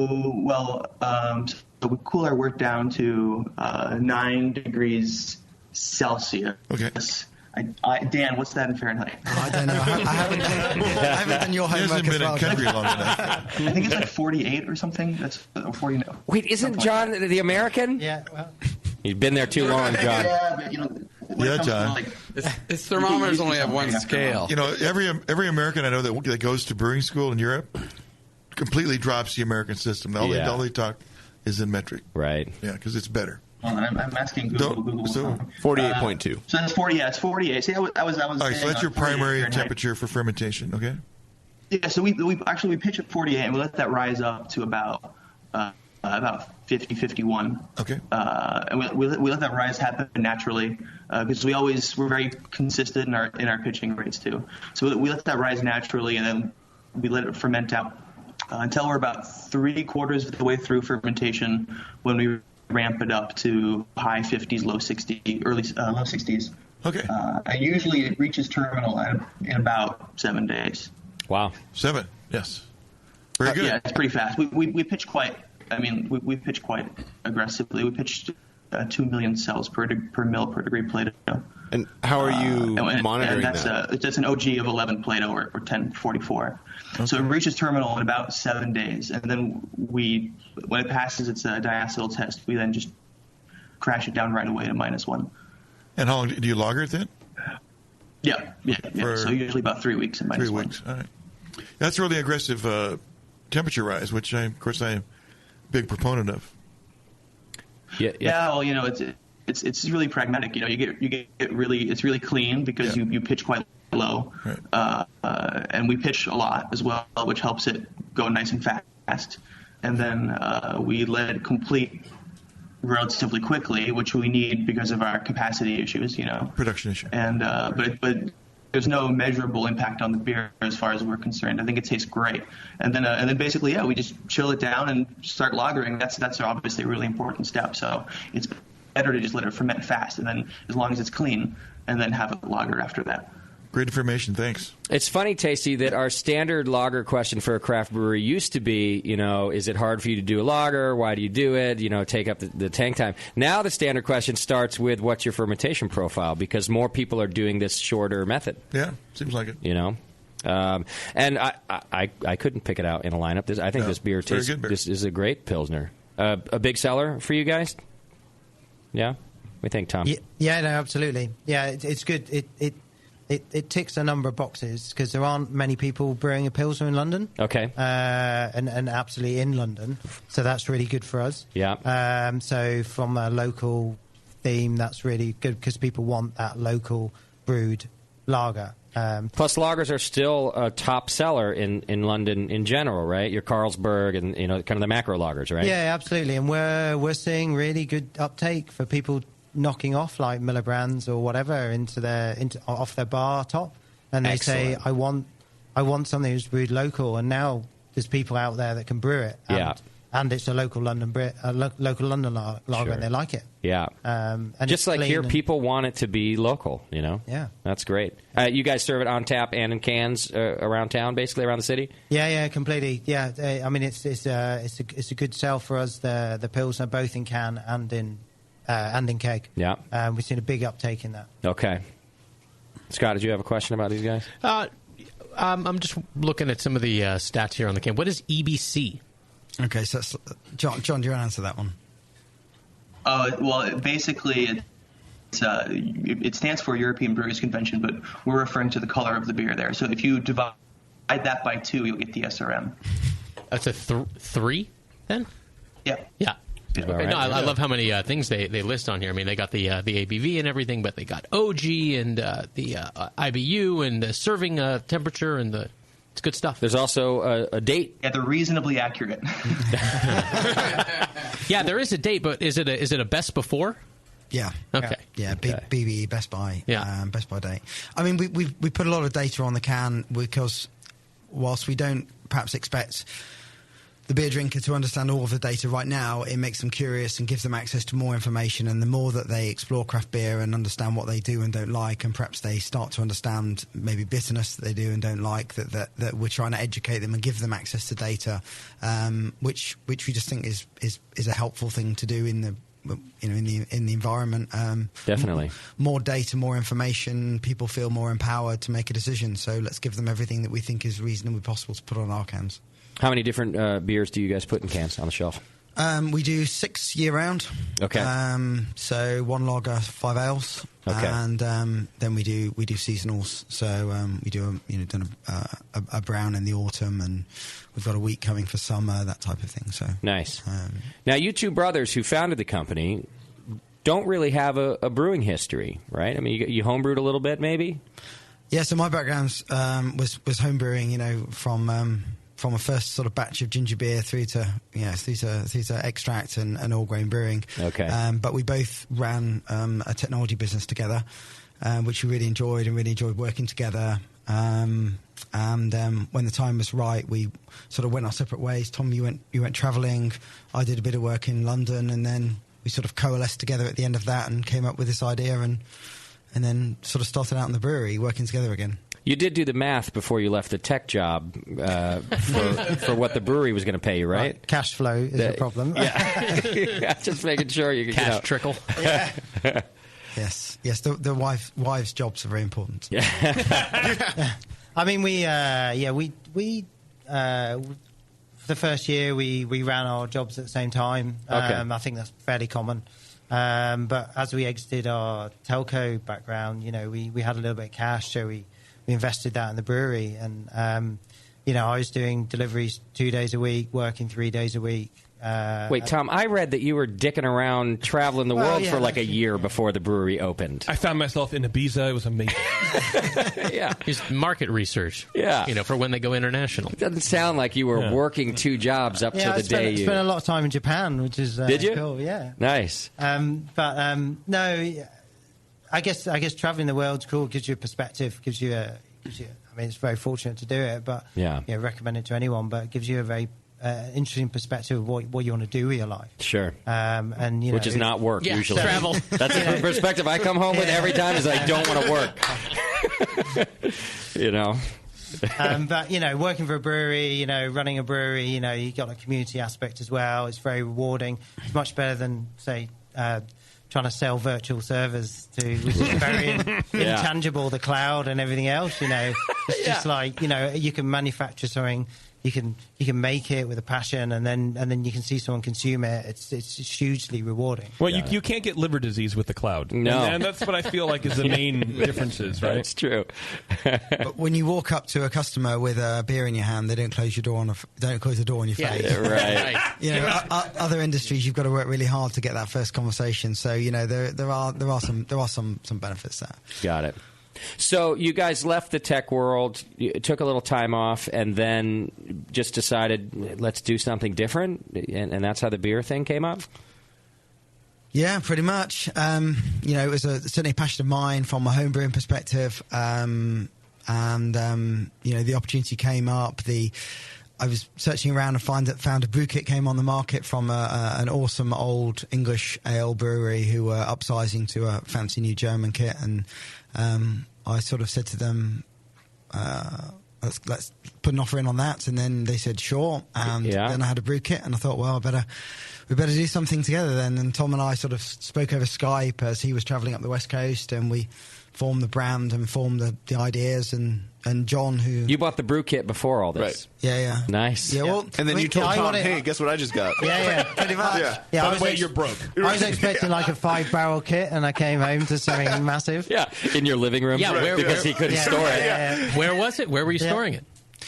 So those guys basically sold the brew kits ahead of them getting their new brew house installed and matching their beers. So we had sort of a 6-month run out, getting everything stood up, getting a premises, and getting the brewery going. So it gave us time to put things together. But So you didn't really need storage. No. Okay. No, it came on the truck. Tom and Lucy were at one end loading the truck, and John and I were at the other end unloading the trucks. Lorry. Yeah. Lorries. Lorries. Did you practice that all week long? Wait. Truck. It's a truck. Semi. I think that's the right word. Yeah. Who the fuck is Lori? Where is she? Is she one of the? I don't understand. She sounds real strong. Now we're confused. She was the girl out there earlier, right? Yeah, the blonde. Let's get another beer in our glass. Yes, please. Because I know you guys brought a few. Hey, you know what we have? What do you got? IPA. Oh, perfect. Love it. We weren't JP meaning Stokes. to bring IPA, but Bullshit. You have to. Come on. But no. Our beer's stuck in customs, remember? So SFO. There's just a couple of kegs in SFO if anyone wants to try Still and get them stuck out. there now? Still stuck there. Oh, nice. Was that stuff you were trying to get to us here? And it's sitting in customs? Those fuckers. Yeah. Bioterrorism Act. Oh, yeah, of course. Well, thanks for English are not to trying, be though. trusted, that's for sure. Right. Jumping in that bank with China. What the fuck is that about? And they invented the IPA, so really they're the only ones who should actually get to make it. Yeah, and ship it around the world. Right. We've got a good pedigree in there. I don't stop. So you've got what we smuggled over in our luggage. Okay, great. Oh, that's good enough. So this can is like up against your sweaty socks Right, and exactly. boxer shorts. absolutely. All right. Well, When the Crocs beer, IPA. if or when the beer gets out of customs, are we allowed to serve it here? Did you guys sort that out too? Yeah, sweet. Yeah. Oh, that's great. I'm excited about that. That's an oatmeal stout and the Pilsner that are wanting keg. I love Oh, that. okay. Because we figured we originally weren't going to bring you guys IPAs because we bring the hops from the West Coast and we make a beer with them, and then it's like, why the hell are we then sending it back to you? This is crazy. All to go home again. Yeah. Does seem counterproductive to do it that way. On the can it says inspired by Oregon, USA. Yeah. The whole state inspired it? I like that. Yeah. The pill said inspired by Munich. Oh, right. Okay. It's pretty cool. So the pills was inspired by hot chicks, and this one was inspired by beard. Yeah, it smells Beards. like a lot of patchouli. But it kind of ties the brewing world together. I think it's pretty cool. Yeah. John, tell us about the IPA that's in our glass, please. Sure. Well, I mean, it's an IPA, right? Perfect. Moving along. 3:30 a.m. That should be clear. Now, having said that, so it's like 6.5%. So like for you guys, that's not that big for an IPA, right? By English standards, I mean, I walk into pubs and I see sort of like West Coast IPAs that are like 5.4% or whatever. I need to live in England. 6.5% is like of reasonable strength for England for sure. So this iteration of the IPA that you're drinking now has got Citra, Mosaic, Equinox, Centennial, and Columbus in it. So it's got quite a diverse sort of family of American hops in it. And we also hop it quite. I'm trying to get. I actually did bother to write this down in pounds rather than kilograms. There we go. But actually, I have the recipe right here if you want it. Yeah, that'd be great. And let me just say, just before we get it, if this beer was in our lineup in the beginning, on a normal 50-point scale, this would have been the best in show by about 20 points. Yeah, this would have been the best one. Right? It's a great out of those IPA. 6, yeah. Would you have said East Coast or West Coast? I would have said West Coast. West Coast. I would say West Coast, and it would have beat Heady Topper by 20 points, I think. Sure. It's high praise, John. That's awesome to hear. It's a really fantastic IPA. Yeah, give us the recipe. I even like it. Even Doc likes it. I think it tastes like carpet, but what do I know? I love customs at SFO. Right, you forced us to have this. Yeah, awesome. Go ahead, please. So it's got about 3% Thomas Fawcett caramel in it. And it's actually really important that it's Thomas Fawcett because all their malts are really unique and they're all really excellent. They're actually like a 200-year-old maltster, 7th-generation family business. They're one of the oldest family businesses in the UK. And they actually still hand malt. Wow, They do all their raking manually. It's all floor malted. The flavors are like so great and clean on all the crystal malt. So this is 3% caramel. So that's about 15 love. So it's really light, and it's just a pinch basically. And then the rest is Baird's Pale Ale malt, which is it's English. It's an English Pale Ale malt, but it's for an English malt. It's relatively clean, relatively neutral. OG is 14.7 Plato or 1060. FG is 2.5 Plato or 1010. We do a 60-minute mash at 152 Fahrenheit, which is 66.5 Celsius. We then do a 75-minute boil with 5 pounds of Magnum at 13.7 alpha at 75 minutes, 5.5 pounds of Citra. Oh, and as Dan mentioned, it's a 30-barrel brew house. Okay, yeah. If you hear like a little random noise, it's my cat crawling around. I love cats! I need to hear it. 5.5 pounds Citra, 14. The alpha isn't that important really at this stage, besides for the bittering addition, because really it's on paper it's like 90 IBUs, but in practice it's more like 60, 65. Okay. 5.5 pounds of Citra, 20 minutes. 11 pounds Columbus, 10 minutes. 11 pounds Centennial in the Whirlpool, along with 27.5 pounds of Citra in the Whirlpool.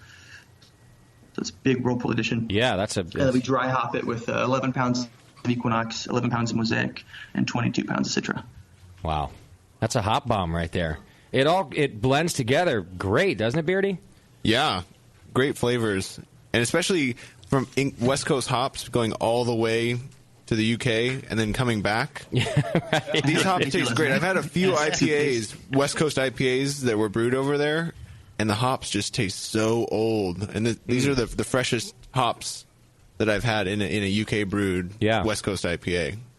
That's a good point, and honestly, I bet it's even better over there, even fresher, right out of the brewery. It was only canned on Friday. Yeah. Oh, it was. Okay. Wow. Well, then I take it back. I don't think it gets much better. It's kind of as good as it gets. Yeah. Gosh, it's a great beer. How is being brewed on an old English system with that kind of hop load? Do you have any issues? Oh yes, we do. Especially actually the first 9 months. We, or maybe even the first year or so, we actually only used all leaf hops. We didn't use pellets anywhere on the hop side. The brew house is really designed for brewing sort of 3-4% lightly hopped bitters, basically. So it had like this giant hop back that you basically couldn't use because it would just block up, or the wort would just channel horribly. And you'd climb into the hop back to clean it, and like half the hops would just be like bone dry, which is not the idea when you're trying to brew an IPA. So it was actually really frustrating at first. We kept working on that brew house to make it work for us. So we brought in welders. We kept changing our process, tweaking it, working on it. And it was actually really frustrating. And eventually we were just like, you know what, let's try turning the hop back into a whirlpool and using pellets. Yeah. And that's what we did. So one of our brewers, JT, is a really clever engineer. And so we opened up all the textbooks. We looked at how the hell do you build a whirlpool. And then we came up with some drawings. I like that was the Google search. Yeah. And and now it's a whirlpool. So, and we were kind of optimistic, and rightly so. In the end, we ended up doing all of this year's hop contract for pellets before we even tested it. You guys tend to do things a little backwards. I'm learning, but something. So glad it worked. Luckily, out. It worked. You're risk takers. Now, do you still use whole leaf hops at all then in the kettle? Nope. No, you've switched completely over to pellets. Oh, pellets. And I assume you're actually doing a whirlpool edition now instead of the hop back? Yeah, that's right. That's right. 30 minutes whirlpool. On this IPA, you probably said, but I wasn't listening. But what yeast? What yeast did you use? Chico yeast. Perfect. Chico. Yeah. Yeah, which is also another one. Like, we're in London, there's plenty of great, English yeasts. But as far as like the beer that we want to make is concerned, like that's definitely the way to go, we think. Well, if you want to make a West Coast style beer, you better use the yeast. Yeah, exactly. So, yeah. You can try to fake it with. No, it gets too rounded. Yeast, no, you can tell. Not the same. Yeah. Do you guys make any English beers? Traditional English style beers? Well, the oatmeal stout. Okay. Oh, the one that's that the customs drinking right now? Yeah, right. They're having a party right now. Or they've got it in their boiler room. This one's dangerous. You better drink it. It's like the equivalent of falling on a grenade in the Army. I'm going to save everybody by doing this thing. Right. Is that your only English-style beer? Is the oatmeal stout? Yeah, although arguably all these beers are English influenced. IPAs are, I guess, English historic. Okay, good point. Yeah. we over here we tend to forget that anybody else did anything ever. Sorry about that. Yeah, you make an excellent point there, John. Language? Who gives a shit? We did beat them in a war. Amber is a lot closer to a more English beer style. It's not that far away from being sort of like an ESB, actually. Yeah. Okay.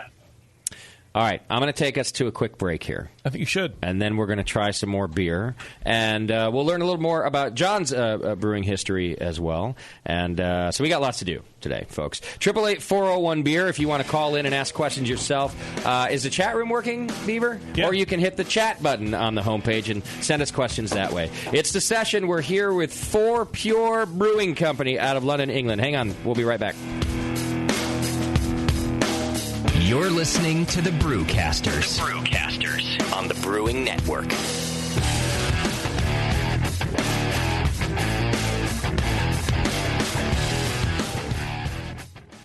Limited time only. Enter promo code BNARMY during January and February for 10% off any Monster Mill.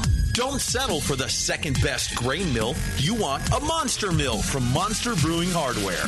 Monster Mills are tough, come in 2 and 3 roller designs, and are made right here in the USA from superior materials for longer lasting performance. Pick the mill that's right for you at monsterbrewinghardware.com and take Bevo's advice. Trust me, it's always better to have a bigger tool than you think you need. Monster Mills have the best warranty in the business. Your satisfaction is guaranteed. Visit monsterbrewinghardware.com now and check out all the mills and mill accessories. Remember, during January and February, for 10% off any mill, enter promo code BNARMY. Williams Brewing is your online resource for prompt delivery of quality home brewing supplies. Since 1979, Williams Brewing has offered the finest equipment and the freshest ingredients, backed by the best customer service in the business. Do you like to mash using efficient fly sparging, but would like an easy way to heat your strike and sparge water? Enter the new Brewer's Edge electric mash water heater, a plug-in, anywhere, precisely controlled heater for strike and sparge water. Ditch the fumes and second burner and make mashing easy. Go to williamsbrewing.com today and browse their vast selection. That's williamsbrewing.com. Orders placed by 4 p.m. Pacific Time weekdays ship the same day. Brewing is easy the Williams way. Hey, Wooly, I'm beat. Can we find a nice tree to just hang out in for a while? You're beat. I've been swinging through this forest for 50 years, ever since we first escaped from the circus. I know, but there's got to be more to life than exploring this creek and trying to populate the valley by copulating with loose, hairy girls. Marquis, stop. Look! What is that? It looks like a man-made treehouse. With fresh food. And craft beer. Welcome to the Creek Monkey Tap House, boys. Grab a seat. Creek Monkeys drink free. Awesome! The Creek Monkey Tap House in Martinez, California takes their mission of fresh food and beer seriously. They only serve locally raised beef and chicken, as well as local sustainable produce. It's better for you and the planet, and it just tastes better. The beer and wine at Creek Monkey Tap House are chosen with the same care for the highest quality and rotate frequently to make each visit an adventure. Swing on into the Creek Monkey Tap House and enjoy a new legend of amazing food, beer, and wine. The Creek Monkey Tap House, online at creekmonkey.com. For nearly 40 years, one organization has had your back. The American Homebrewers Association. Are you a member? Why not? Join the more than 40,000 brewers who enjoy all the American Homebrewers Association has to offer. Like Zymergy Magazine, in print and online, plus the Zymergy app. Zymurgy is the leading publication for amateur brewers around the world. Supporters also get member deals at their local breweries, bars, and homebrew shops. These alone quickly pay for your membership. You'll also get great member-only resources at homebrewersassociation.org and access to AHA events like the National Homebrewers Conference and the National Homebrew Competition. The American Homebrewers Association promotes the hobby of homebrewing, protects the interests of homebrewers, and brings beer lovers together. Become a member today. It costs less than a batch of beer and gives back so much more. Visit homebrewersassociation.org.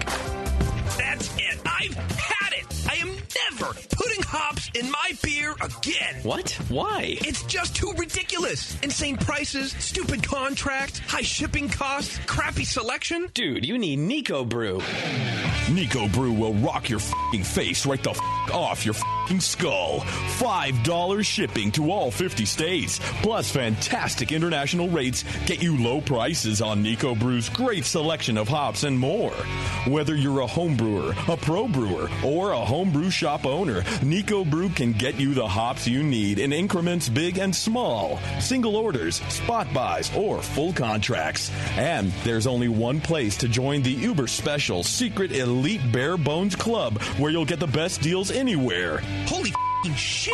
NicoBrew.com. NIKOBREW. Nico Brew, your bare bones buddy in the brewing business.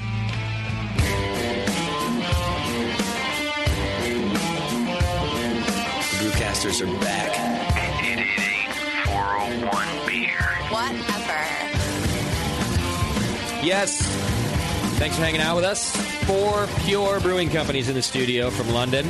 And before we move on, don't forget about Beersmith homebrewing software. You can go to beersmith.com right now and get your free 21-day trial of the best brewing software out there. Homebrewers use it. Pros use it. Everyone uses it. It's great because it's free for 21 days. So. We're all users. Yeah, we're all users. You don't have to take our word for it. Some more than others. That's right, Doc. Brew with confidence with Beersmith homebrewing software. Plus, they got DVDs. John Palmer teamed up to do the How to Brew All Grain DVD that's available over there. Podcasts, recipes. There's a forum. There's a blog. Everything. Beersmith.com. Go check it out. All right. John the Sissy over there in London wants to go to bed. What? So let's talk beer with John, and then before his girlfriend throws him out of his flat, he can go to sleep. Does that sound good to you, John? That sounds very reasonable. What's unreasonable is that we even made the poor guy stay up for this. Yeah, he's sleeping out in his lorry. That's Dan and Tom's fault. True. They could have flown me out there, too. So, John, tell us a little bit about your brewing history. Were you a professional brewer before Fourpure? Yeah, so before this, I sort of really cut my teeth at Meantime. Okay. Meantime in London. They're the biggest craft brewery in London, or second biggest brewer in London after Fuller's. Okay. But their capacity this year is going to hit, close to 200,000 barrels. Wow. So it's quite big. When I joined, though, they were 1/10 that size. So that's in 2010. And I was just doing, bits of everything. I was filtering, brewing, packaging, cellaring, all that stuff. Cleaning, obviously, some lab work. And then eventually I got to do this really cool job there where I was involved in developing recipes, and we launched some really cool special release beers and things like that, small batch stuff, doing lots of experimentation. But as breweries get bigger and bigger, depending on sort of what's driving that growth, they won't always be that interested in that small scale stuff and that innovation. So eventually, when I noticed that to be increasingly the case, I started to look for a new project, so to speak. And then I met Dan, and then 3-4 hours later, he offered me the job, which was... Of course he did. I'm surprised he didn't hire you before he bought the brew system, before he had a name or a building. It probably was before he bought the brew house. Dan, be honest. Did you call John before you called your brother? We hired him before Tom got back in the UK. Yeah, so. Close enough. He needs some control. Yeah. So I'm the other, and I just sweep up behind him. In reality, I see. Now, we're sort of joking about how fast you work, but why did you hire John so quickly? Did you just love his resume, or did you click? Yeah, no, absolutely. I mean, if you reverse back to starting a brewery, I was a home brewer, and your passion is obviously going to be to say, I want to be the head brewer. I want to create the recipes. I want them to be my recipes. I want to make my home brew recipes professional, all that sort of stuff. Sure. And then you sort of reality check it and say, if this is going to be a viable business, then my skills aren't that. My background isn't a professional brewer, and we needed to find one. So I sort of reached out into the industry. And we got a really, really exciting number of people back to us. But John was probably the most exciting because of his time spent at Meantime developing recipes, innovating, and sort of exploring hops, exploring single hop beers, starting to really understand how to best use hops and how to how to develop recipes around what hops can add into particular beers. And that meant that would give us a very good technical background to for a head brewer to start with us. So sure. It was sort of one of those things really. And John's got an American accent, despite the fact he's Dutch, and that always helps. We all have American-style beers, especially in London. So there's a lot going for him. So Got it. Yeah. Well, it sounds like a good fit for all of you. And how old's the company? You're really new, right? So 17 months. Okay. We've been brewing. So that's pretty short, but. Okay. Exciting. Been an exciting ride. All right, let's talk about the beer that's in our glass with John. But don't let me forget to add, because you guys are kind of the new kids over there, yet I want to talk about the rumors about your brewery. And I found it funny. I was reading through your description, and we're going to talk about this in a minute, but I think it amuses me that when a brewery comes out doing things well, there must be something amiss. So I want to talk about that in just a couple minutes. But so what we've got in our glass now is what? It's a collaboration with California brewery Bear Republic, right? That's exactly right. Yeah, they're at the time Tom and I have spent travelling both historically and now, we have a habit of walking up to breweries and going, hi, can we have a look around and can we talk to you? Today I walked in on Jamil over at Heretic and was like, hi, I'm brewer from London. I think you might know this thing in Concord. We're doing it tonight. How about a tour? And and you get to know people and you get a relationship. Wait, was Jamil a dick or was he nice? He was nice. He was. He drew me, and this isn't going to be. He drew you a picture. He drew me a map of local breweries. It's really hard for the webcam to see this. This is on a paper towel. Wow. Yeah, from the bottom. So and meanwhile, you're like, Jamil, we have Google in Europe. It's not the third world. I have my iPad. Where's the iPad up. Put it back up for 1 more second. Oh, okay. I have my iPad up in front of me, and rather than pointing out on that, he did proceed to draw on this piece of paper towel. He's old school. He's a hands-on guy. Yeah. So this is my next couple of days. He's a computer programmer. Yeah, he goes to the bathroom and draws on a towel. Hang on, let me get a piece of paper. I just wiped my armpits with this. Did he teach you about the virtues of soap? And I mean, like, what is that? That's I think you should bizarre. Like, I think you should frame that and put it in the brewery. This is what America has. They're called roadways, or we call them highways. Yeah. Like at a cobblestone? Yeah. You drive down here. JP's doing wild hand motions right now, just so you guys know. And it may rain tonight, and even in California, hopefully the rain will come, so be careful with that. Yes. Oh, yeah. Don't let it get wet. So we turn up to breweries and we talk to them, and some of them like us and some of them throw us out, and Bear Republic were awesome guys. And we'd never done a collaboration, and lots of people had asked us to do them, lots of breweries in London, and we thought, we're going to do a collaboration. I wanted to do it with someone who, for us, we want to do it with a brewery whose beer is not prevalent in our market, and Bear Republic don't send any beer over to the UK. Okay. And so we wanted to be able to bring, our idea was, we do a collaboration, we launch it, we have our beer, we have the collaboration beer, and we have the other brewer's beer.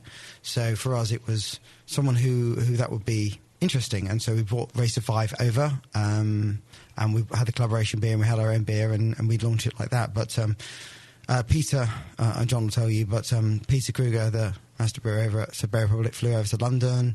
I think he was seeing family rather than us specifically. But we never admit that. Like, I know you guys are going to CBC, Why do you say that? but we just pretend you came just for the show. exactly. We're the same. Exactly. So yeah, so he came over at Christmas, and we sort of spent many hours going to many pubs and coming up with a recipe. And negotiating the number of hop additions. John is very much, as he'll say, he prefers to do smaller hop additions, and Peter at Bear Republic likes to do lots of hop additions. So there was lots of beer, and then we negotiated the number of hop additions. If I may jump in. Yeah. Tell us about that, John. Take over it. Are you still awake, John? Wanted to do. We agreed on the total amount of hops. He just wanted to keep, and actually he eventually won this argument because he's Peter Kruger. Yeah. But he wanted to spread it out sort of throughout, and I wanted to just do a few big ones, just keep it simple.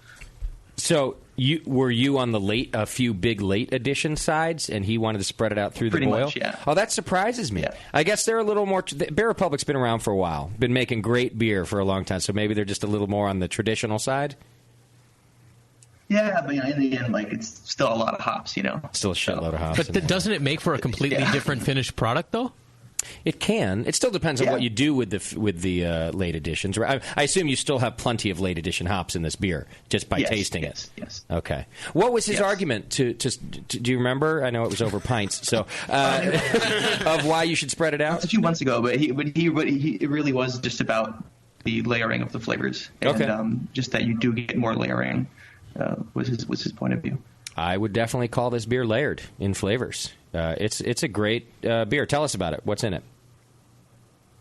Well, it's got some pale ale malt. Again, it's got some Golden Promise, which I really like. But it's so the base malt is basically a blend between pale ale malt and Golden Promise. It's about 2-to-1 ratio pale ale to Golden Promise.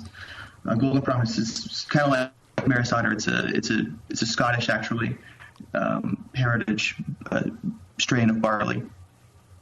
And it's got some 10% wheat malt, and it's got just a touch of caramel. Okay. And so it's just about that same Thomas Fawcett caramel. And it's just about creating complexity, but keeping it sort of light and drinkable on the malt side. So that's why we played with a couple of different base malts and used some wheat for some extra texture and some caramel as well.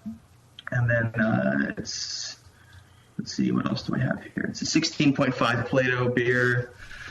It's about 7%, about 70 to 75 IBUs-ish. It's got 2 hops in it.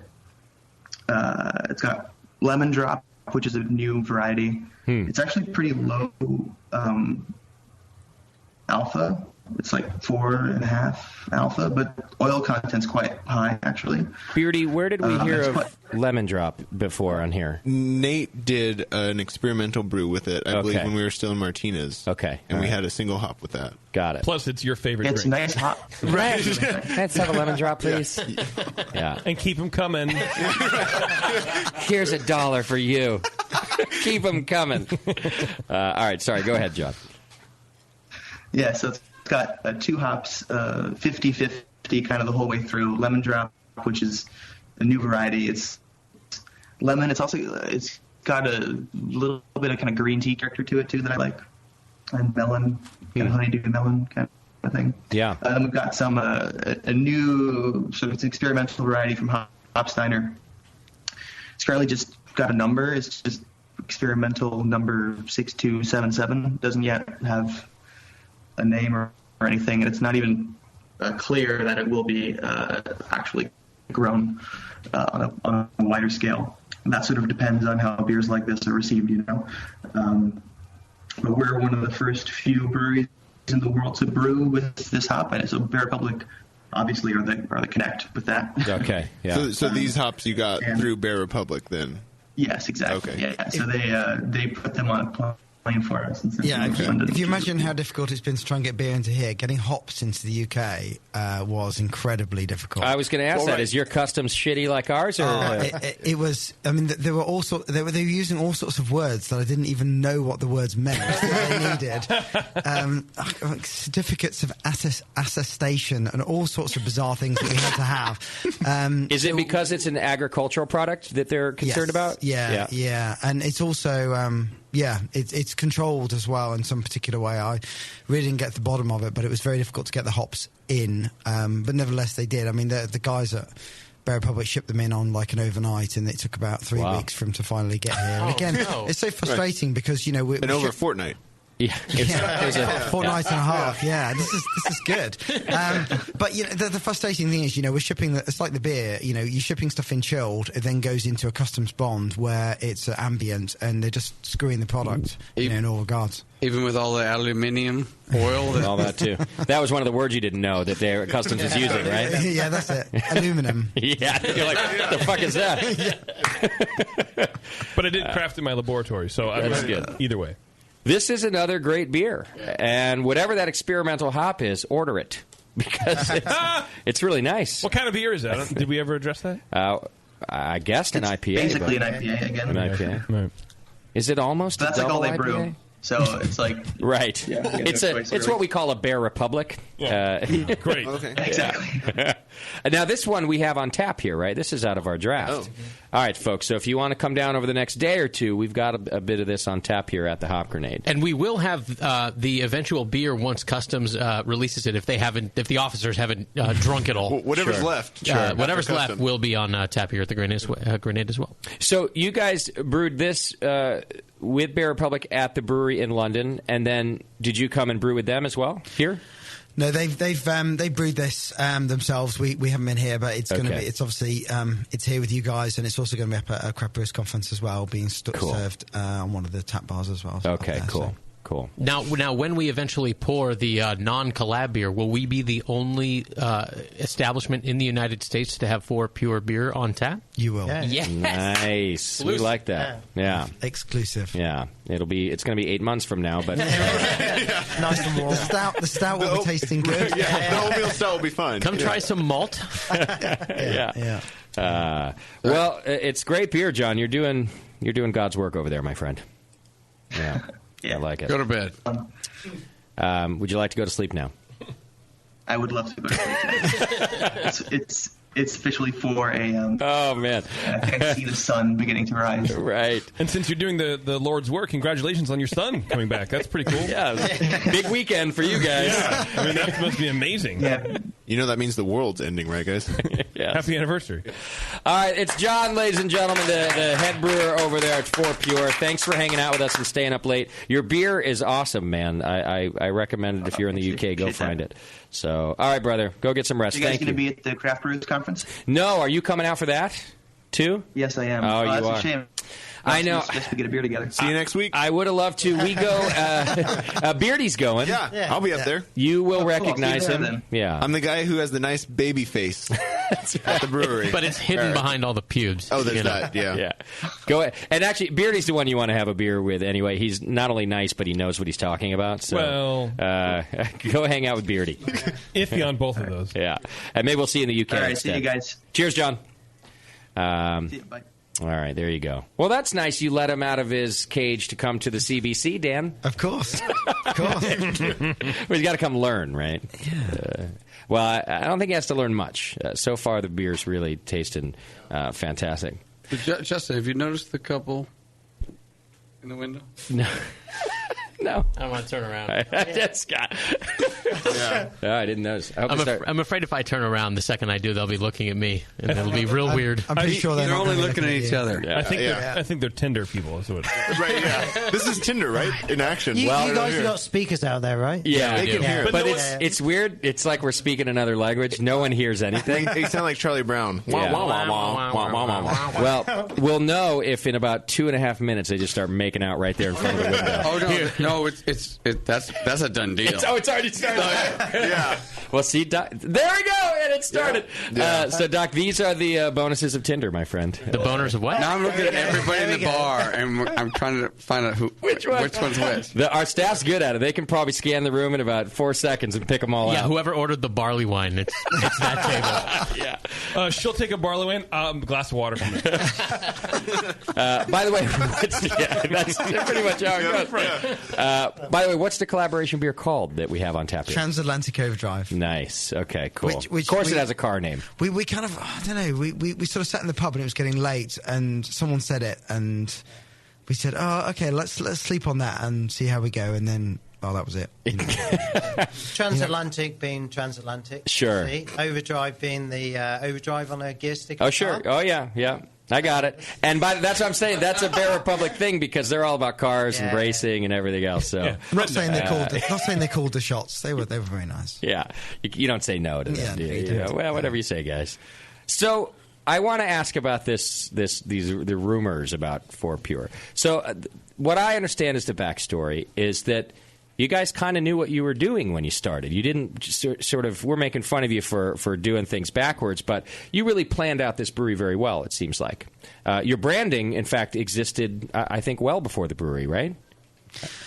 Yeah, no, we put a lot of effort into, you know, you're entering a very busy market, a whole bunch of breweries in London, and I think, you know, we felt like we needed to have a solid head brewer. We needed to have a proper brand to sort of present ourselves. We needed to have a decent, scalable facility to work within where we could maintain quality. You know, we invested from the start in some of the areas which some people you know, they don't always do. So things like floor and drains.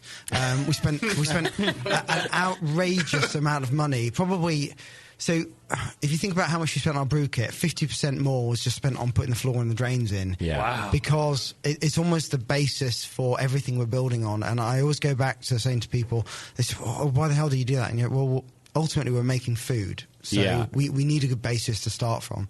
By the way, if I recall, Vinny Cilurzo's advice about building a brewery, one of the times he was on the show, was one simple piece of advice, and it was floors and drains. Yeah. Like he had just built his brewery, and he came in and he was like, if I'm going to tell any brewer anything, I'm going to tell them to spend time on floors and drains. Yeah. And I would so agree. It's been fantastic. Some people, you know, are working on unfinished concrete floors, and you know it's pissing away. The caustic's going in there. They can't maintain the sanitation. Whereas, you know, a really good resin floor, you just scrub it down every day, every week, and you know you're good. You have a clean brewery. It's one of those things, though, that's like visually it doesn't make you feel that great because you spend all this time and all this money just to get what looks like back to zero, right? And now you can start building the brewery. But I mean, you get as you hear, it is extremely important. And it sounds like in order to open a professional brewery, you guys decided to be professionals all the way through. And I'm not belittling it, actually, because I think a lot of people, you dive in, you do what you can, you spend money here or there, but you guys really paid attention to the things that make you a professional brewery. Certainly the things that we thought were important, we tried to work out what we thought was key, and I think we're probably 90% of the way we got those decisions right. Some of the decisions we didn't get right, and we've had to sort of fix later on. But but you know, investing in those key things. But also, you know, we mentioned the size of brew house we started on, 20 odd imperial barrels, roughly 30 US barrels, and then double sized tanks. It's a big brewery to start in, and we the first brews we did were half batches, so we were quarter filling our tanks. We couldn't shift the beer, you know. We wanted to develop the recipes, but you know, we were new. We were 6 new bottles on a shelf of, as I said before, 70 or 80 or 700 or 800 bottles, and it was hard to sort of move through. But we put money in the things that we thought would be there for the long term, that would focus us on quality. And so when some of those things other brewers saw, the branding looking great, a canning, you know, you were doing cans very early on, some kind of a successful launch, basically, that looked great, probably felt great. The rumors started to fly, basically, that you guys were owned by Anheuser-Busch or something like that? Like, in other words, it was too good to be true, right? You must have some big money behind you, right? So I had a distributor up north, and he said, I've been told by a customer that, you know, you're too expensive, and it's like, well, okay, too expensive. Yeah. So but you know, we're the same as XYZ, whatever, and he said, well, you know, they said, well, you've got a polished brand and, the beer's good, but you're obviously bigger than you are. So, I want cheaper prices. Oh, and right. he said, what, you want me to tell them their brand should be shitter than it is now? It's like, make your brand more shit. Right. It's like, well, what? If you want to charge that much, you better look amateurish. Yeah. Label your cake with duct tape, and then we'll talk. That's a very good point. I mean, we had. It's a shame to sort of dispel the rumours, really, because we can't. Well, don't let me destroy the myth. It's SAB Miller, not AB. There is this one investor in there. Tom and I it's like we like to hear that. It comes around in circles, and by the time it gets back to you, it just sounds just ridiculous. But sure. We're a partnership between a big London brewery and a US brewery, or we're owned by Big Beer or whatever else. Just because people struggle to see how we've come from nowhere. And we have in 18 months to where we are, and I think we don't profess to be experts in the brewing world, far from it. But we did sort of push on the branding, we pushed on the quality, we pushed on and we've got the scale, and that sort of delivered us a brand that the beer drinker, the guys who are I sort of always think that it's not us as brands who are growing our industry. It's the people out there who are drinking our beer who go, I like this beer, or I like this brand, and I want to get involved. And it's those guys who have made us what we are, and we're hugely grateful for them, embracing a brand new brand and drinking our beer and asking their local pub to stock it. And it's the same that great. like. What are they called? Like Rude Dog or Dick Dog or? I think it's Brew Dog. Thank you, Brew Dog. I think it's the one that's talking about. I think it's played out hipster dog. They do buy a lot of our beers. They do buy a lot of our beers. They just order the pallet, so just be careful. And I like their beer too. But You do? I do. But they came out with a great brand, kind of kicking ass from the get-go. No one accused them of these things. Probably because they have that other shtick going on. They couldn't possibly be owned by somebody else. Right. I think when you're very aggressive, then no one will ever assume that you are Which is why they should owned be by Dick Dog. someone else. Right. But when you're polished, that you do like, well, you couldn't have done that yourselves. You guys are just brewers. What the fuck do you know about branding? Wait, you guys are successful? Something's up. Well, which in some ways I think shows how young our industry still is. That it's unexpected that people who are smart and know about business are going to get it right from the get-go, because we're still such a youthful industry. Yeah. Right? I think that definitely is a reflection of the youth of the industry. Because if it were another industry, well, people would laugh at you if you didn't have all these things right. Yeah, but I mean, you guys, so over here, even the smallest of breweries, you kick ass at branding, you kick ass at presenting your beer in the right space, in the right tap room. Americans live and breathe awesome branding. Many do. Sort of. Well, here's okay. Right. I was going to ask you, how do you brand your brand? But I'll tell you what I see with American breweries. Local, 20-barrel brew houses that are opening up. They basically, go to festivals and pour their beer to the public. They have what we call pint nights or tap takeovers, and they go to bars and they appear and shake a few hands. Not really meeting that many people. Here, it's pretty much the beer has to sell itself. Yeah. Right. Yeah. Oh, I think the branding has to sell itself here. What I'm curious about, in London, you have breweries that are hundreds of years old, and all of a sudden there's this new can on the shelf. Yeah. How do you get people to buy that can versus, I've heard of Fuller's. Well, I'm sure it's like here. People like new things. That's what they're looking for, a beer they never had before. I mean, I think much like you have here, there's the ever-rotating tap, which, if you're a new brewery, you're going to get a pour on the tap because you're a new brewery. Yeah. The key has got to be to try and to sort of cement some of those lines into semi-permanent or permanent lines. Yeah. Where maybe they're not pouring your pale ale day in, day out, but they're pouring your latest seasonal and maybe dipping back to your IPA, and maybe they've got the pills on. Yeah, you're one of the 4 IPAs that they rotate within that tap. Exactly. I wonder if it's easier to get a first handle on as a new brewery than it was like 10 years ago, but it's harder to keep it, which I think is kind of I think so. I think it's always a what's new thing. And for us, we were a new brewery. And then it's what's new. I kept being asked, what's new? Right. And you're like, everything. How about, it's like, how about we go into cans? It's like, oh, awesome. Yeah. Then a few months later, what's new? Yeah. It's like, give it a break. 13 months is what's new. I'm going to blow myself up right now. Yeah. At your bar. One thing is, you just said the word handle, and So we don't do tap handles in the UK. You see they have these round sort of, I don't know, like 3-inch font badges that sort of stick and are backlighted, and we don't do handles. So yeah, we got some tap handles and we started to put them out, and people that was new. There you go. And people liked it. Nice. Yeah. And we tried this other thing. It's a stainless steel keg. We don't brew our beer in barrels anymore. So new isn't necessarily. Yeah, there's different ways to look at new, and often, and you mentioned the sort of the Meet the Brewers, the tap takeovers that you do over here, and we do exactly the same. And ultimately, you've got to be focused on the fact that is about getting dollars through the door for the pubs. For the pub. It's really a pub relationship, not a customer relationship. Exactly. And then, the general managers of the pubs, you try and support them and help them, and then they move on, and you start at the bottom again, and you go again. But I think consistency's got a big deal now. Sure.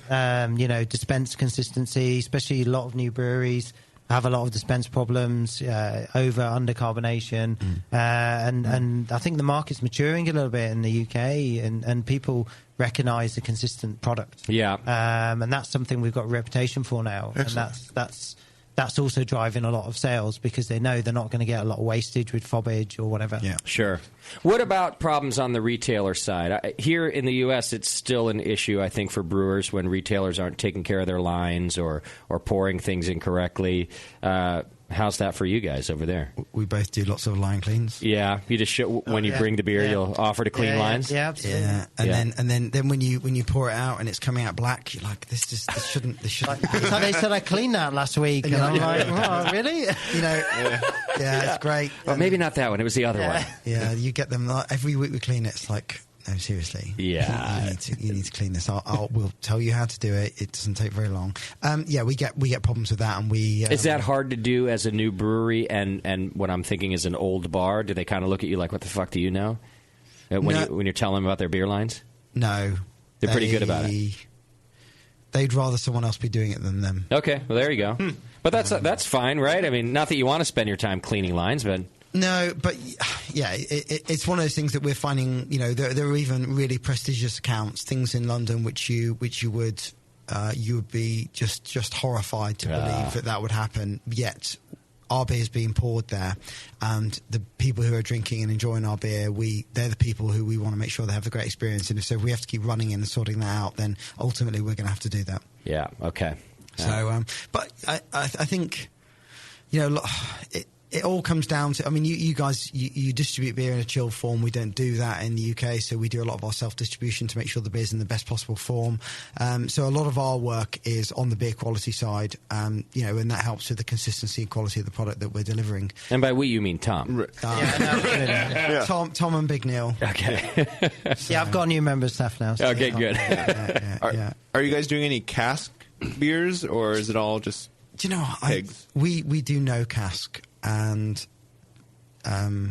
there's some absolutely amazing cask in London, and I wouldn't want to pretend to even know how to do that. Neither would John. We don't know how to brew cask beer, but we really enjoy that as a beer style. I think it's absolutely fantastic. I'm going to love it when they come and ask you what's new, and you're going to go, well, we've got this cask. We're doing casks now, guys. Yeah, no. All right. Well, it sounds like you guys are having fun, so that's good. You didn't have fun on the tech side? Oh, tech side was awesome as well. But okay. I mean, I think I think the technology business in the early days is very similar to where the brewing renaissance, sort of the new brewing, is now. In that the sort of collaboration aspects where you can share knowledge, you can share experience, you can share ingredients, was something in the technology world where I felt very close to at the time, and as I was learning in that business, there are plenty of people to help me out. So I do feel like it's back to the good old days of how technology was. Oh, cool. Was then, and when you were working in DOS or something. I believe the English pronounce it DOS. Okay, sorry. Windows 95, sir. Yeah. So it's. Yeah, it's a fantastic environment. It's a fantastic place to be, and there's so many great brewers in London to be involved in. So excellent. Yeah. A question that came through from the chat a little bit earlier. I probably should have waited while John was here, but Tom's in the chat room and asks if you've had a brewery disaster in the small space that you brew in. Any Any disasters, dumping of beer or anything? Yeah, everyone dumps beer. Probably our worst disasters. So we invested heavily in our floors. We invested heavily in our brew house and everything else. When it came to get our tanks, we got some. This sounds a bit. Anyway, we got some Chinese tanks. Yeah, that's right. Everybody does it. Don't worry about We've it. all done it. We've all done it. Our first few tanks were Chinese tanks, and they were tin cans. They were there to do a job. But when your manways blow out, and you lose, first of all, the brewery smells fantastic of IPA aroma, which is no longer in the beer. Now, wait, define blowout, like blows off and like the whole man, or like start leaking. So we've got top manways, so it's not quite as dramatic. So top manways go, beer starts gushing, brewery smells amazing briefly, and then you realise what's happened. So we had a bit of that. So now we have lots of clamps that hold down our manways on those particular fermenters, which are pressure rated and certified. I don't know by whom. She's had a welder come in and add clamps, literally, to the thing. I don't know what you call them. The G clamps that you screw them down. Yeah. So we have those all the way around. C-clamp. This one has 37. Yeah, right. So a bit of that. That's probably the most extreme example. And we haven't had. I mean, I've heard the guys you've had on with the, with the sample valves or the racking valves blowing out and all that stuff. Some beer in the car park. We haven't. we. That means parking lot. No, thank you. All right. Parking lot. Yeah. Spent grain's been a bit of an issue over time, I think.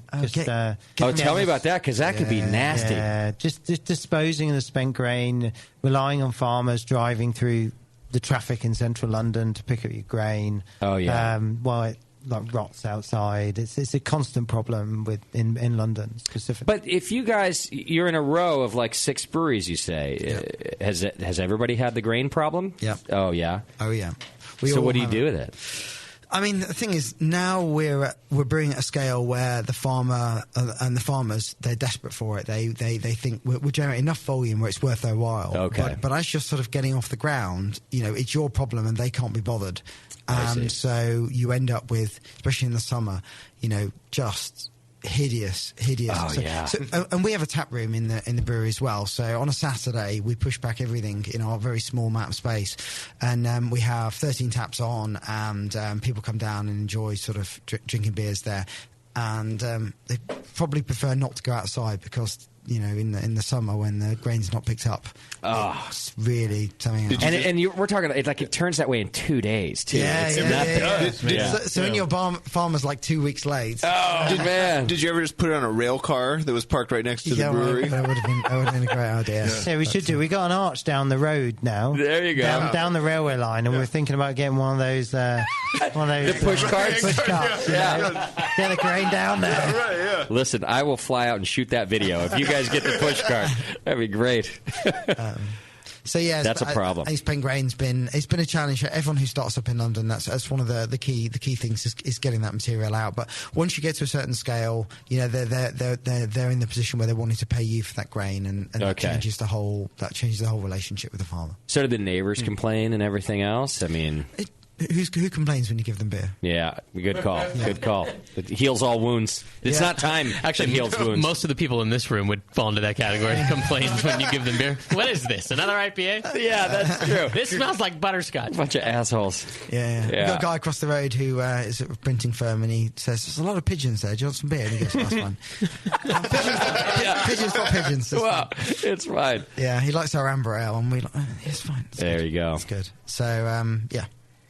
You have a neighbor who I think is not too sure about me, and I thought, no big deal. I got free beer coming out my ears, man. Guy doesn't drink beer. Took away all my powers. I have nothing to do now. I now have to be a good neighbor. His indifference is the worst. Yes. It reminds me of our security guard. Hey, Tom. He doesn't drink? He doesn't drink beer. Yeah. And he looks after the whole estate, and he's kind of...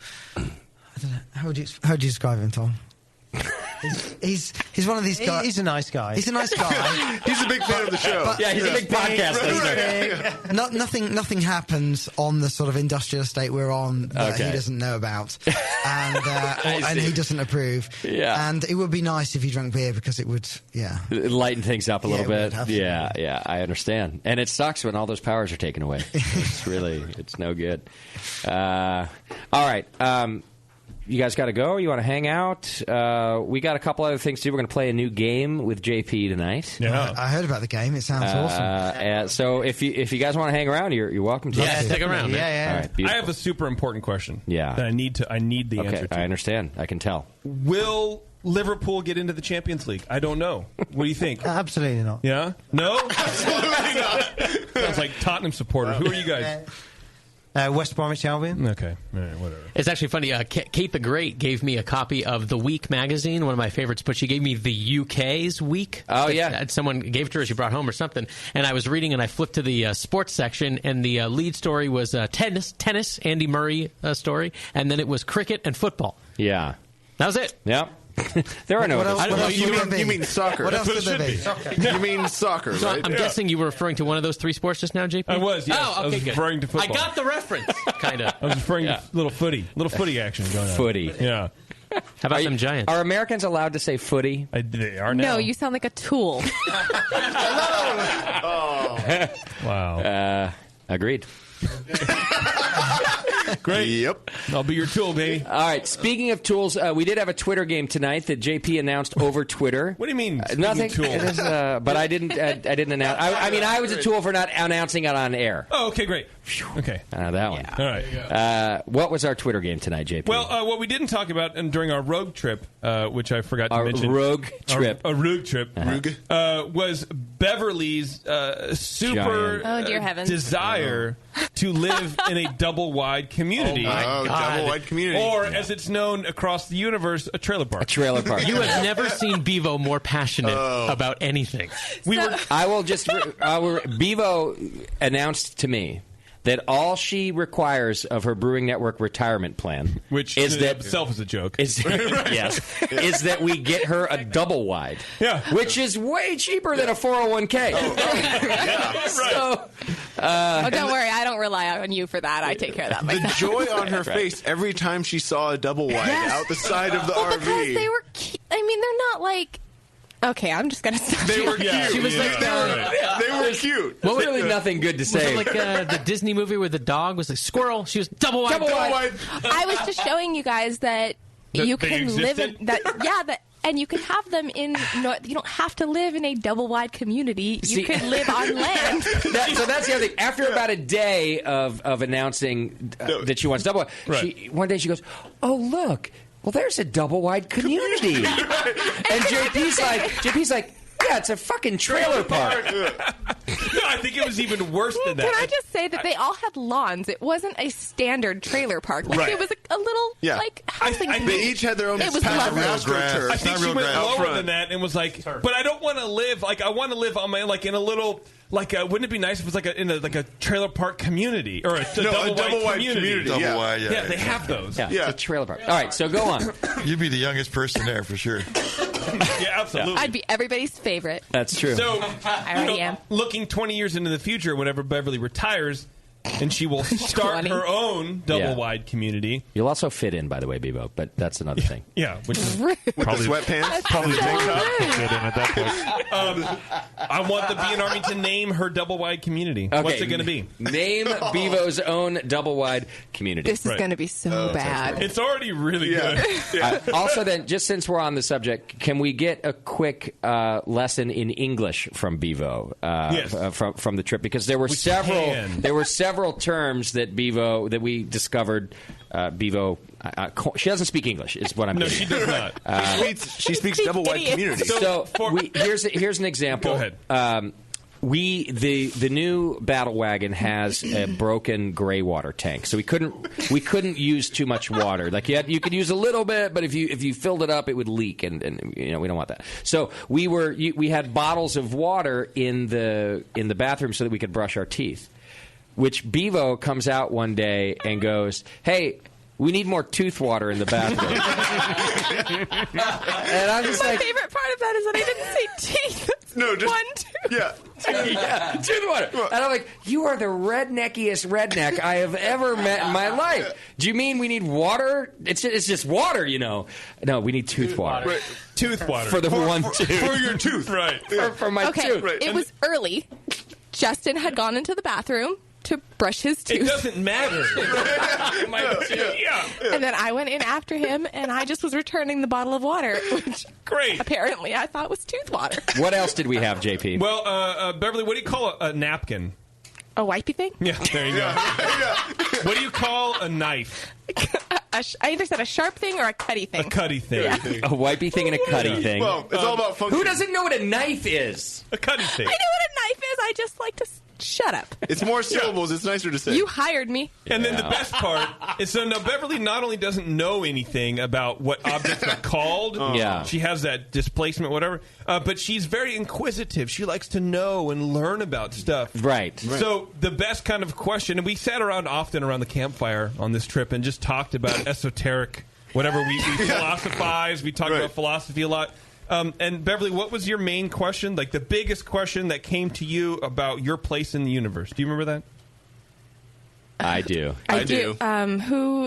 Who invented eggs? Who invented eggs? Okay, that needs clarification. No, it does not. No. And the whole RV was like, are we talking about God? Who invented eggs? The thought process behind that stupid question was who cracked open an egg and decided that disgusting mess in there would make good food. Yeah, but you're like Dan. You're backwards. Like you do the weird question first. It's understandable when you know. And by the way, that's not called a backstory. That's called a proper sentence structure. Suck it.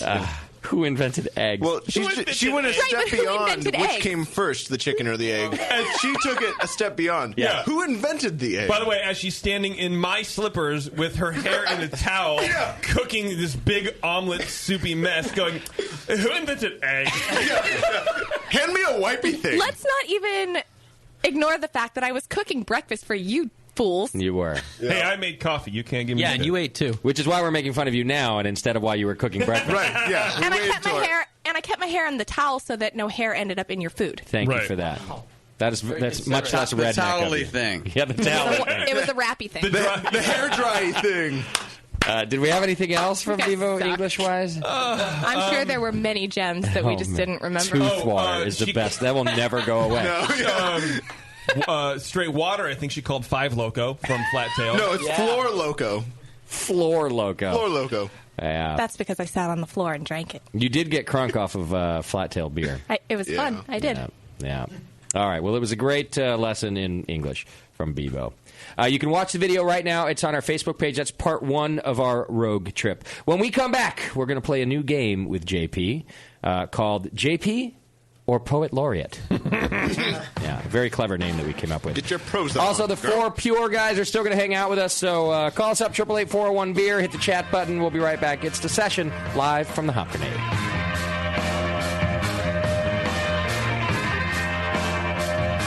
You're listening to the Brewcasters on the Brewing Network.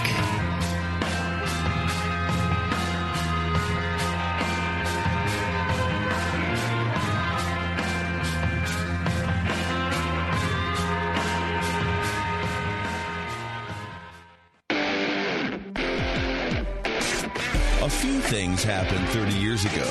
ARPANET migrated to TCP/IP, and the Internet was born. Revenge of the Jedi was renamed Return of the Jedi and opened in theaters. Mila Kunis and Emily Blunt were born, beginning a rad fantasy in my mind. But all of that pales next to the fact that HopTech opened its doors and began blowing homebrewers right out of their mash tuns. HopTech doesn't fuck around. Real people shipping awesome shit straight to you. Their new website is fast and easy to navigate. Or just call 800-379-4677 and let badass bitch Jade and the gadget guy Roberto blow their warm load of customer service all over you. you. So visit the site or visit the store in Dublin, California, and support those that support you. Get your brewing on at hoptech.com. If you don't know Yeastman, you're missing out. White Labs Yeast Manager, Yeastman, is available free to any brewer. Yeastman is your direct link to White Labs yeast production facility. Yes, you can check yeast availability, and yes, you can place an order, but Yeastman is much more. View yeast quality control and analytical reports. See your big QC Day entries and reports. Get access to the entire White Labs catalog, specials on overruns of freshly made yeast, and customized options for your account. Yeastman is the only real-time online ordering in the business connected directly to factory production. Yeastman is always on and always live. It's the largest online marketplace for specialty brewers' yeast and related products. Visit yeastman.com today and tap directly into White Labs production facility. Gonna brew? Yeastman to the rescue. When I order a beer, I want my server to know more about it than I do. I want someone who enjoys good beer and loves helping others enjoy it too. I want someone who knows how to pour a perfect pint for every beer style. I want a Cicerone. The Cicerone Certification Program is creating the type of people who help you enjoy great beer. Home brewers and craft beer lovers know beer is more flavorful and complex than ever, and it takes some serious knowledge to store and serve beer right. Cicerones know beer. There are 3 levels in the Cicerone program: Certified Beer Server, Certified Cicerone, and Master Cicerone. Cicerones are truly the sommeliers of beer. The best beer locations have a Certified Cicerone on staff. Relaxed and unpretentious. Cicerones are tested on storing and serving beer, beer styles, flavor and tasting, the brewing process and ingredients, and pairing food with beer. Learn more about your next beer guide at cicerone.org. Certified Cicerone, because it takes top talent to present a perfect pint. Do you know the 3 most important rules in brewing? Sanitation, sanitation, and sanitation. And no one does it better than 5-Star Chemicals. 5-Star knows sanitation. You can only sanitize clean equipment. And 5-Star knows how to clean, too.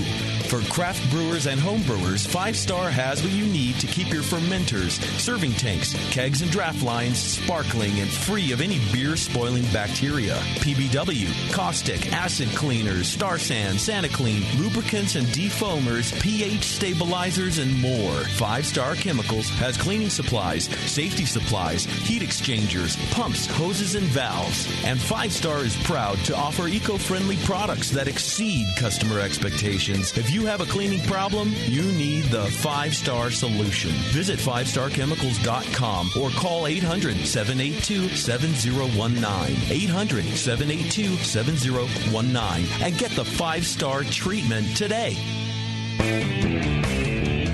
Adventures in Homebrewing have the knowledge and expertise to craft their own gear and original recipes. Some of the things homebrewing.org creates and manufactures in-house are the Brutus brew stands and propane burners, the Serial Killer adjustable 2-roller grain mill with 7-pound hopper, custom stainless steel false bottoms designed to fit kegels, coolers, and mini-sized brew pots. The brewers at Adventures in Homebrewing have designed a huge selection of original recipes for extract and all-grain brewing. Adventures in Homebrewing original recipes are tried and tested, proven to be of the best quality. And right now, Adventures in Homebrewing is shipping 24 of their best recipes for free. Visit homebrewing.org for the most current selection. Once you try one of Adventures in Homebrewing recipes, you'll keep coming back for more. And now, it's even easier with free shipping on these kits. Brewing Network listeners receive 10% off their homebrewing.org orders when they use coupon code IPA at checkout. See terms and conditions for full details. You're listening to the Brewing Network. Because like beer, radio shouldn't suck.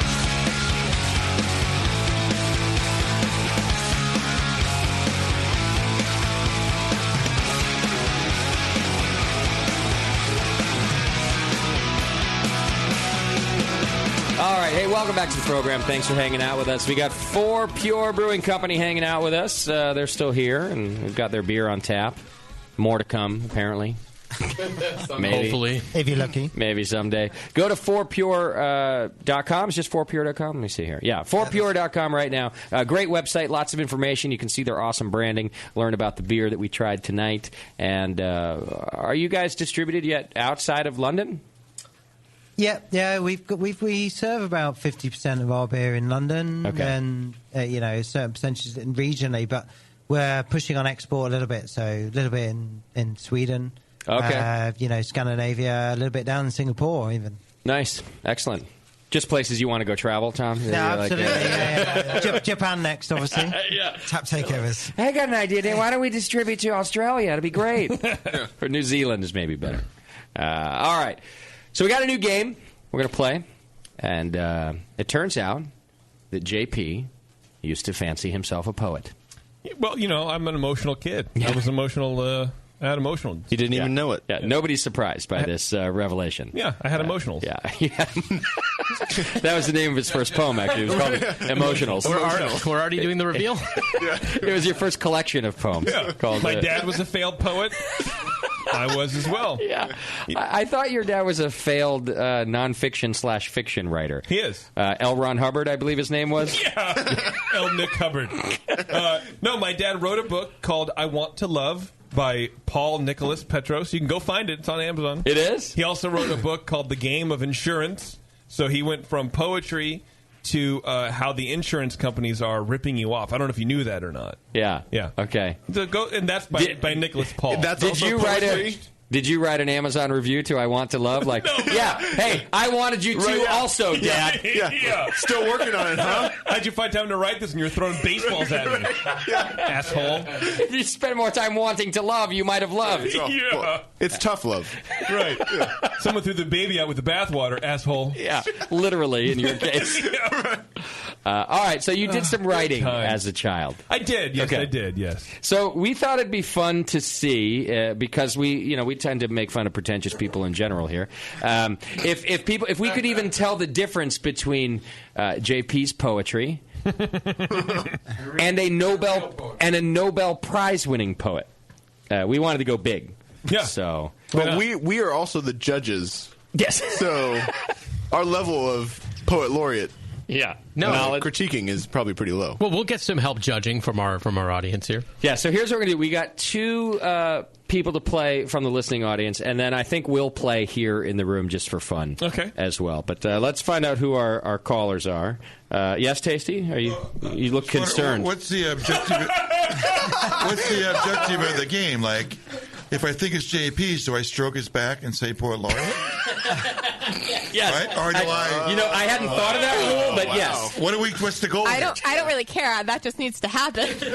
So let me get our callers on, and I'll explain the rules. But I do like that addition. I'm going to add that to the rules. So yes, JB, there will be some backstroking. JP gets stroked no matter what. All right. This isn't a swimming competition either. All right, let's go to HH from Georgia is on the line. HH, what's happening? Not a lot. Do you know your poetry? Are you a big poetry reader? No. Okay. I'm surprised. A lot of homebrewers really. It's like a second hobby. There's homebrewing and then there's poetry. It's right there. Right. Homebrewing is poetry. I mean, French poetry, obviously, but not in English, not so much. Fair enough. All right. Let's also then go to Crime Dog. Which I believe is a great brewery out of the UK. Crime Dog from Texas. What's happening, buddy? Hey, guys. How are you? I'm doing well. Poetry fan? Sure. Why not? There we go. All right. More of a JP fan. Okay. There we go. That's not bad. To be or not? Well, then you've got an advantage because to know JP, I believe, is to know his poetry, I think.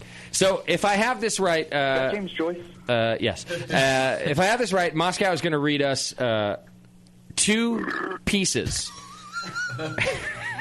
It's poetic already. Taryn's asking if she can call in and play. Yes! Okay. Taryn, yes, you can. Oh my gosh, yes, please call Please right now. this is great. Yeah, sorry about that. How well do you know your fiancé? Has she read your diary yet? Or Also, she doesn't have access to that blog. Okay. all I can find on Amazon is Foreigner, I Want to Know What Love Is. I want to know.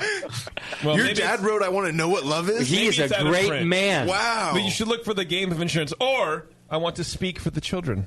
That's another one. He wrote that too? By Nicholas Paul Petros. It's because I feel like your dad is the only person that is more of an enigma than you are. Well, see, because, Justin, what you don't understand is only a man who has worked in the insurance industry and has had not one but 3 of his children not like him and refuse to speak to him anymore, only that man can teach the parents of the world where they went wrong in teaching their kids. Speak for the children. Yes. Okay. So it's his way of expressing the World Child Organization that there should be formed. How many of these have you read? None. I'm going to ask you a very serious question. I ran out of toilet paper years ago. What? This is a serious question. Okay. May I please interview your dad No. on this radio program? Please, Dad, come on, let me call you. No. You don't have to be here. No, it won't happen. We'll just call you No. JP. He won't know. There's no way. But you know that it no would way. be one of the best interviews we've ever done. I'll think about it. Okay. Yeah. All right. That's all I can ask. That's All fair.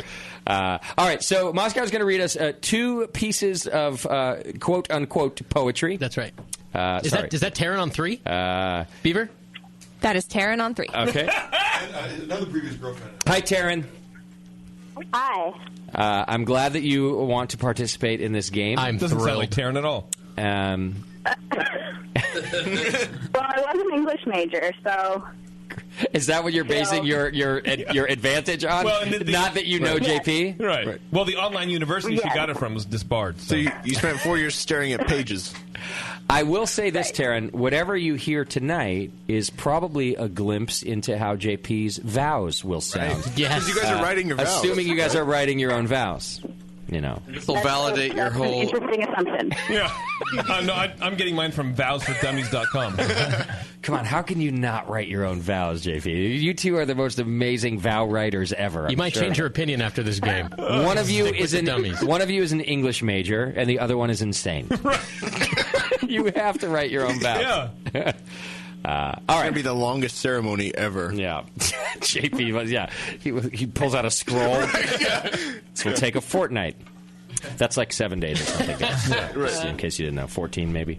All right, so you're going to read us 2 things, and all we have to do is decide which one is JP and which one is the Nobel Prize winner. That's it. Do they each have titles? Yes. So we can now, go all by the poems have titles, yes. Wonderful. It's a professional game. We're doing 2? I'm going to read one from the laureate and one from JP, and then the peanut gallery will have to tell us which one was which. Okay. And how many rounds are we playing? We'll do 3 rounds. 3 rounds. All right, let's hear them. This is called Allegro. I play Haydn after a black day and feel a simple warmth in my hands. The keys are willing, soft hammers strike. The resonance green, lively, and calm. The music says freedom exists, and someone doesn't pay the emperor tax. I push down my hands in my Haydn pockets and imitate a person looking on the world calmly. I hoist the Haydn flag. It signifies we don't give in, but we want peace. The music is a glass house on the slope. Where the stones fly, the stones roll, and the stones roll right through, but each pane stays whole. The only thing worse than the poetry is listening to Moscow read it. Right. Yeah. Can you imagine a junior high JP listening to Haydn in his bedroom? Yes, actually. Somehow I can. That was when I started my classical thing. I was very big into Tchaikovsky in middle school. Playing on his keyboard. Moscow, never say romantic things to Alexa. Whatever you do, just don't. Oh, so all this time I've been trying and... Just hire it out. Outsource it, man. Just put on Al Green or something. I like seeing you in my bed. Your hair is black. Yeah. I don't know. Yeah. Have you seen Alexa? Her hair's not black. You didn't really mean And her. Warren's blind, Yeah, by this the way. from the blind guy, right. Okay. All right, so that's one. Now, this is called Lingering Moonlight. Heavy she hangs, casting herself across the sea, as open and welcoming as a cool summer breeze. Cool and calming she rests across my waters, wrapping soothing souls. She illuminates the debris and rock, the premise of a safe voyage. Heartily we wade, bathed in light and water, and the promise of security. She will not deny you passage. The salt on your lips, tart and bright, her light manifest, until she slips beneath the waters only to rise again. Is this about Taryn being a whore? Right, exactly. This is a whore that you're talking about. I don't know, man. Taryn's on line 3, remember? Oh, sorry. Hi, Taryn. Oh, you just put somebody to death. Wow. Who was who? Fuck if I know. So I was watching the body language really closely, and Wow. that gave absolutely nothing away. No, he's a professional. I believe Lady Gaga said it best with my poker face, my poker face. Lady Gaga. Talk about poetry, right? Also a poet laureate. All right, I'm gonna give the listeners a chance to think it over and listen to our decisions here in the room, and then we'll let them decide. We're going to start with Dan. Which one do you think is JP? The first one. The first one, the Haydn one. Allegro. Yeah. Very pretentious. The second one was super down Purely to earth. based on personality. Yeah, very down to earth. The second one was. Yeah. Tom, what do you think? I'll go for the second one. You think the second one is JP? Okay. Hang on. How do I do this? You just write. You just 1 and 2. tell I just go by number. Tell your brain to move 1 and the 2. hand, and you work things. Tasty? I believe it's number 2 is JP. Okay. Everyone believes that Taryn's a whore. Beardy? I don't think he listened to Haydn when he was in junior high. So I'm going to have to go with the second one. Okay. Doc? Well, Haydn was around. He certainly was around. That's for sure. I'm still going with... But you couldn't whack off to it. The second one sounded a lot softer, and that's JP's soft side. Okay, so you think... Haydn was never around Livermore. That's for sure. He is when I drive through it. He had bigger things to worry about. I also think the second one was JP. Taryn? Well, should I say that these aren't all from middle school? Oh, it doesn't matter. Okay, well, okay. All right. I don't know. Saying. Did you share any of these with your friends in middle school? No, my friend, no. Girlfriends? No. Maybe. Did you ever get a handy for writing one? No. Nah. No. So they were no I good? think I was like, emotionally light years ahead of everybody because I think, in my opinion, girls were just like, I don't know what to do. I'm like 14. I don't understand. Yeah. I understand emotions. I'm like, whatever. What's your pen name so I can search on Amazon for it? My pseudonym? Yeah. Nom de plume. I don't know. Okay. Taryn, what do you think? Definitely number 1 was JP. Oh, she's with firmness. Oh, well, wish she'd have gone first. I might want to change my vote. The one where she's not a whore in it. That was JP. She's engaged him. What does she know? Yeah. Right. The one where she's not laying in the rocks all spread open. Bobbing underwater. Really. All right, HH, which one do you think was JP, 1 or 2? 2. I think Taryn is wrong. Okay. Hey, watch it, asshole. Don't make him get all poetic on you. Yeah, I will come through this microphone.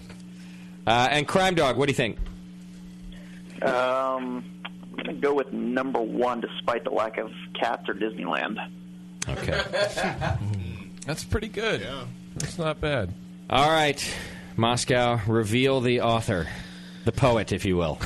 If you will. I don't know if you will yet. Yeah. Lingering Moonlight number 2 was JP. Okay. Right. All right, that's a point for Tom, a point for Tasty, a point for Beardy, a point for Doc, a point for Jay, and a point for HH. Hey, did Taryn get a point? She gets missed a minus it. point. She No. Wow, you were so sure, Taryn. Yeah, you idiot. Rude. That was rude. Hey, what am I eating for dinner when I get home? Nothing now. Hemlock, I think. All right, let's hear the next one. I hope they're shorter. These are Maybe Beardy should read them. You want a haiku, or you want me to blaze through it? What do you want me to do? Okay, I'll go faster. At the end, we all have to snap we'll our hold our fingers. noses. Go ahead. I was trying to read it with feeling. No, you keep doing what you're doing. All right. Were? Yeah, That's that as feeling was, as that Scott was gets. Moscow with feeling. This is me being emotional. It was like a mannequin with somebody moving his lips with the hands. I was doing it with feeling. I thought that was Google's auto-pronounce. You just typed it into Google. I'm pretty sure that was Siri with a man's voice. Is it inappropriate for me to ask what that poem was about because I didn't understand it? The one that JP wrote? Yeah. Deranged guy? I don't know. Yeah, JP has no idea. I thought he was using like a word generator. I thought it didn't make It didn't get him laid, so... What was your... You didn't have a muse? No. Just ask the tear-stained pages that it You was written on. are a pretentious douche. I just tried to write big boy words. I felt like it was pretty good, actually. I mean, it was I only guess. the content that made me think it was you. Sure. Did we get Bevo's opinion? Oh, no, I didn't have Bevo play. Would you have gotten that right? Oh no, I thought it was number 2. Yes, you would have got it right. Yeah. No, she thought it was number 2. Everything is shit. No, I would have gotten it wrong. Okay. All right, here we go. This one's called The Days. It was number 2. Number 2 is right. Yeah. Stretching ahead, an unpaved road, planned but not executed. A trail behind, a map to the past, executed but not planned. One setting sun, one day closer, ending, not end. Moments hanging like ripe fruit, growing heavy with time until they fall, end, not ending. Ours is to explore in time. The days is a vehicle carrying one place to the next. Questions hang in the air, lost in time, unanswered, yet known. This one's easy. All right, what's the... You haven't even heard the second one. I know, I don't have to. That one's JP. Come on. All right. This one is called The Half-Finished Heaven. See? You don't even have to read it. Despondency breaks off. JP can't think of that. He can't even think of that title. We need some Cal Silverstein in here. You mean Shell? Shell. Yeah, whatever. Cal. Cal. Well, his brother Cal was very underrated. Well, if you need a car truck, Show what you guys know about poetry. You know who I liked was Cal Silver. Wasn't he the guy who sold cars in Los Angeles? If you want to buy, if you want a car, if you want a brand new car, go see Cal. Yeah. The poem that came with my '93 Ford was fantastic. Cal. All right, go on. What we need is some Cal Silverstein. Yeah. By the way, Warren is super tied into the beatnik scene. He's like, there's no way JP listened to Hayden. I read Cal Silverstein. I know. Yeah. Okay. The Half-Finished Heaven. Despondency breaks off its course. Anguish breaks off its course. The vulture breaks off its flight. The eager light streams out. Even the ghosts take a draft. And our paintings see daylight, our red breasts of the Ice Age studios. Everything begins to look around. We walk in the sun in hundreds. Each man is a half-open door leading to a room for everyone. The endless ground under us. The water is shining among the trees. The lake is a window into the earth. But then that one doesn't make any sense. So, yeah, those are words strung together. Have you read poetry before? Yeah. Crap. 99% of it doesn't make any sense. I've read Cal Silverstein. Right. So. I'm sticking to my guns. Maybe the poet laureate happened to be a depressed middle schooler. Good call. Yeah. Tasty. It's not bad. All right, I'm sticking with number 1 was JP. That's what I think. Okay. Doc? I'll go with number 1 because the second one had too many big words that I know he doesn't now. Like anguish? Yeah, that one. Yeah. Or despondency? Oh, JP knows anguish. I think he would know despondency also. Yes. Beardy? I'm more of a show don't tell kind of guy. Number 1 was JP. Okay. Tasty? Number 1, yes. All right. Tom? Number 1. Number 2 is too man. profound. Yeah. Face into the lake and things like that. Yeah. No. Number 2 spoke to you, didn't it, Tom? It did. I want to hear it again. I want to hear it again. Despondency. No. Dan? Yeah, I'm a number 1 as well. Okay. HH, what do you think? I don't know what the fuck either one of them was talking about. So I'm going to go with y'all. Number 1. All right. And Crime Dog? I'll go with number 1. Taryn, it comes down to you. I'm going to also go with number 1. Okay. What do we got, Moscow? Everyone was right across the board. Okay. Oh. Lots of points there. See, come on. I told you. You didn't have to read that. But ask yourself honestly, which one made more sense? Yours made more sense. Thank you very much. That's well paired. I like the end that was ending. Yeah. In your first one. Yeah. Yeah. Not ending. Not ending. But then there's the ending. Right. That's not the Not end. end. Right. Oh, right. Because I switched it. Yeah. And that was the theme all the way through. Wow. Yeah. The switching theme? Yeah. I didn't realize it had a fucking theme. Well, because you weren't paying attention. Yeah. That's why you got it right. Well, it Can didn't I- speak to Tom, I'll tell you that. Yeah, well, what does Tom know? I think there's a language barrier there. Yeah. He just didn't understand didn't get it. It wasn't in metric. No. Well, it's not rhyming because we're saying it differently. I want to cut you so bad. Why do you want to cut Tom? He's a nice guy. All right. Of our 2 listener contestants, HH is in the lead. So we've got one more round. here. Crime Dog could tie it up by getting this one right if HH gets it wrong. If there's a tie, we do have some Fourpure swag for the both of yous, and if it's just HH, just for you. There we go. All right, read them. This is called Under Pressure. JP. Can I get the rest of the swag? The blue sky's engine drone is deafening. We're living here on a shuddering work site where the ocean depths can suddenly open up, shells and telephone hiss. You can see beauty only from the side, hastily, the dense grain on the field, many colors in a yellow stream. The restless shadows in my head are drawn there. They want to creep onto the grain and turn to gold. Darkness falls. At midnight I go to bed. The smaller boats puts out from the larger boats. You are alone on the water. Society's dark holds us further and further away. WTF. What? By the way, it's like listening to like 2020 or Nightline when Scott does it. It's like working The kidnapped child was left in the dark for 4 hours. I don't even make it past halfway through the first line, and I'm already daydreaming. This is my BBC reporter. Burning, looting the streets of Boston overrun by rioters. Yeah, very similar to your poetry voice. Once again, the fruit of peace has become the jam of war. Yeah. Smaller boats overrun by larger boats. That is profound. Thanks, Tom. I was lost on Yellow Stream. Was that a P reference? Yeah, I think it was. And wasn't pasty in there somewhere? All right, read the next one. All right, this is Untitled. Transcendence for man means downfall for man. Such is the temperament of Mother Nature. Man is not one to rule, but to be ruled. Not to conquer, but to be conquered. To be chained, not to chain.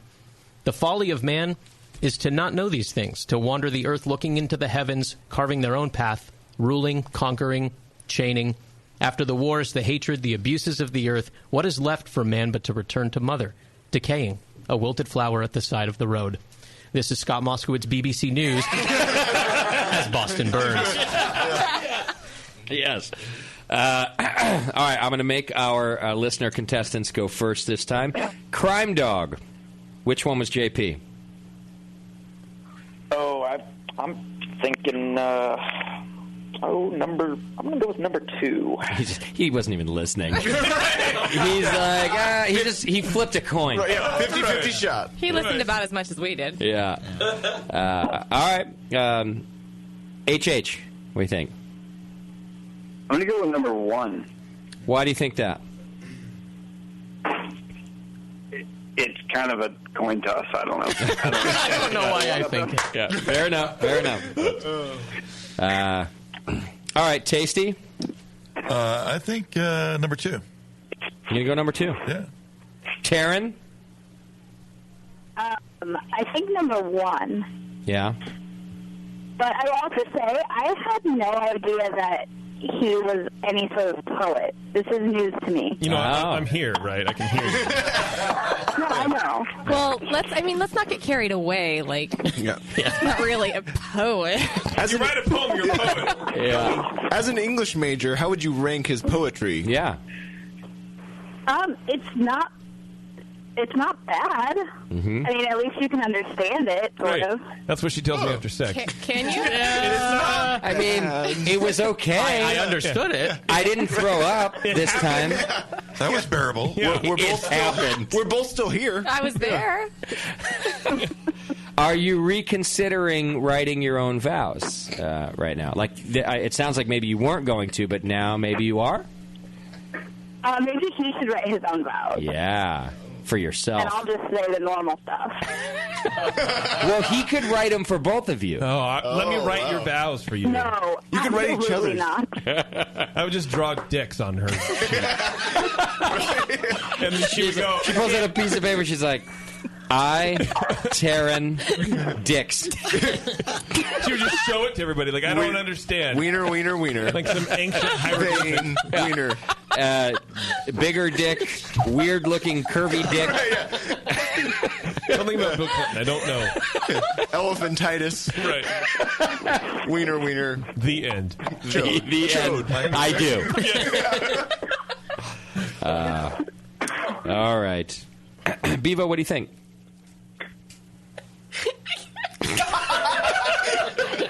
right, we're going to come back to Bevo. All right. Dan. I'm going to go with number 1. I wasn't really paying attention to him. Yeah, I don't blame you. Tom? Yeah, number 1. Okay. Boats turning into boats. Yeah, I'm definitely going number 1 on this one. right. In fact, I think there's no question. Anybody who's voting 2 on this is crazy. Beardy? There was a lot. 2. There was a lot more vocabulary in 1, so I think 2 was JP. You do. Yeah.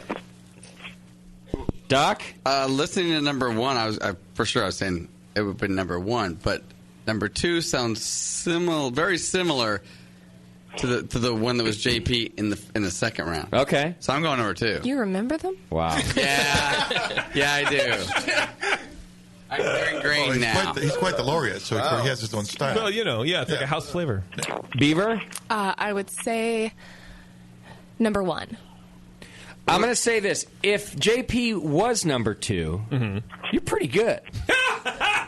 I mean, there was nothing wrong with number 2. Number 2 is okay. You think number 2 is better than number 1? Yeah. Oh, it's by a mile. Number 2 is a real poem. But Number 1 was word vomit. Am I starting to recognize JP's style? Yeah. His voice, if you will. Yeah.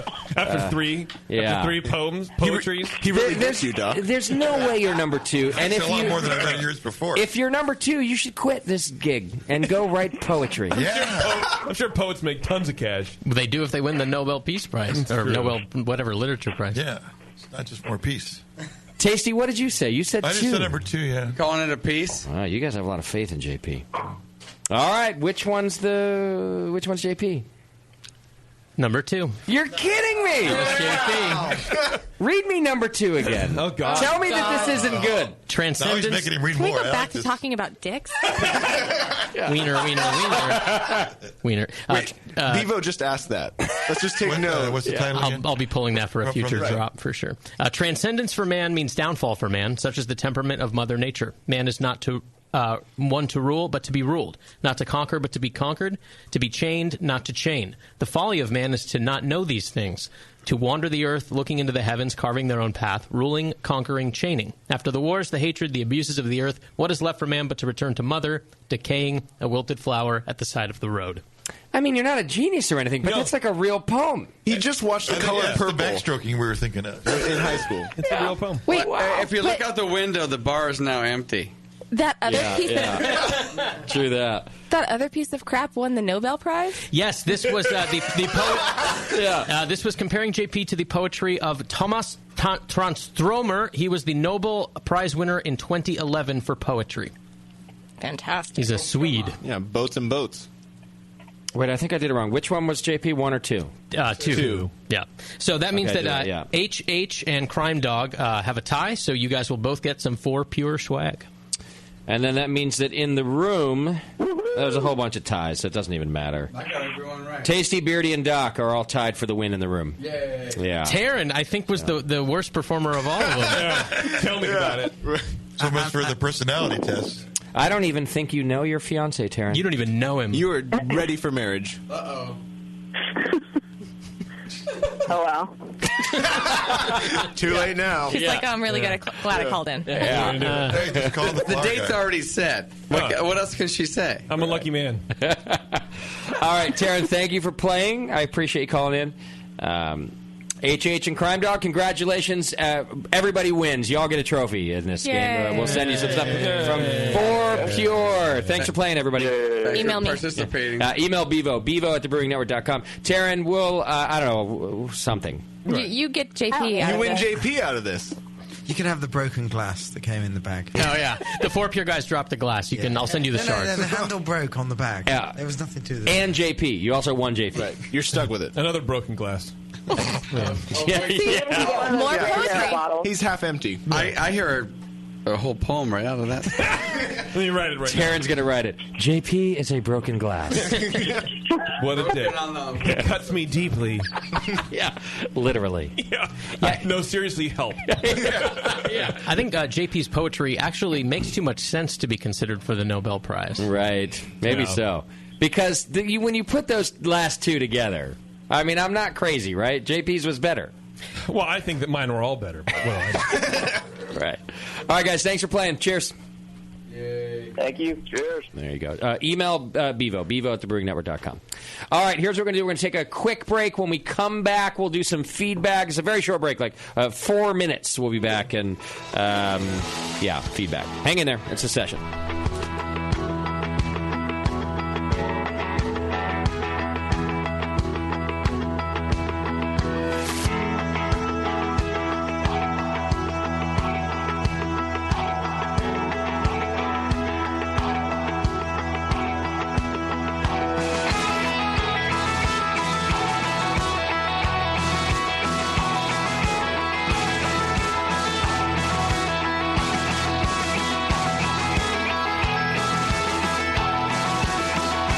Listening to the Brewcasters. On the Brewing Network.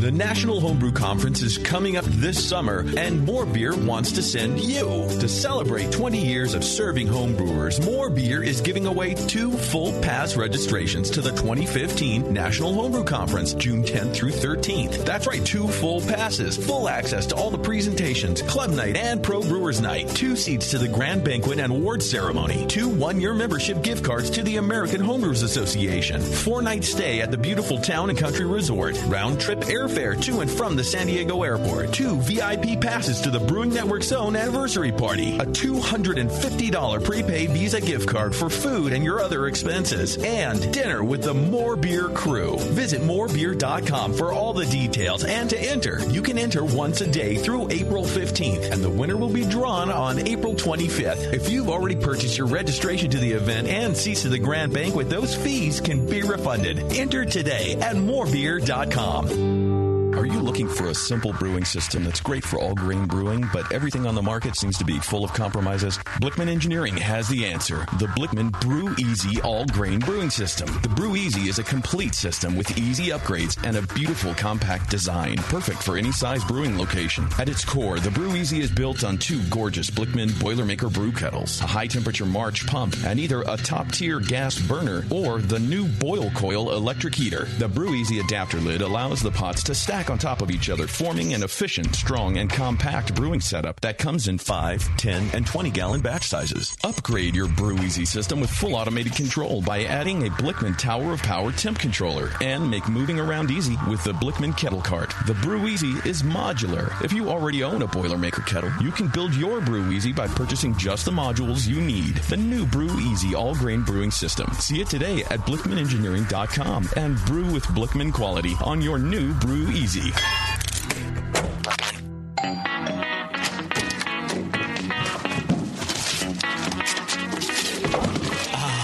What'd you get? More brewing ingredients? Yep. You know what I love about Brewmaster's Warehouse? The $6.99 shipping? Well, yeah, but... the in-store classes for beginning brewers. Yeah, that's cool, but... the Brew Builder. Creating and saving your recipes online is awesome! No, yes, but... The cheese-making supplies. No. The wine-making supplies. The distilling equipment and liquor flavorings. All that stuff is awesome, yes, but what I really love is that the guy who runs it is totally hot. And that Brew Builder software is awesome. Oh, yeah. Brewmaster's Warehouse brings you flat rate shipping on great equipment and ingredients to make beer, wine, cheese, and spirits at brewmasterswarehouse.com. And if you're in Georgia, stop by Brewmaster's Warehouse Monday through Saturday from 10 to 6. Visit brewmasterswarehouse.com today because it's totally hot. Oh, yeah.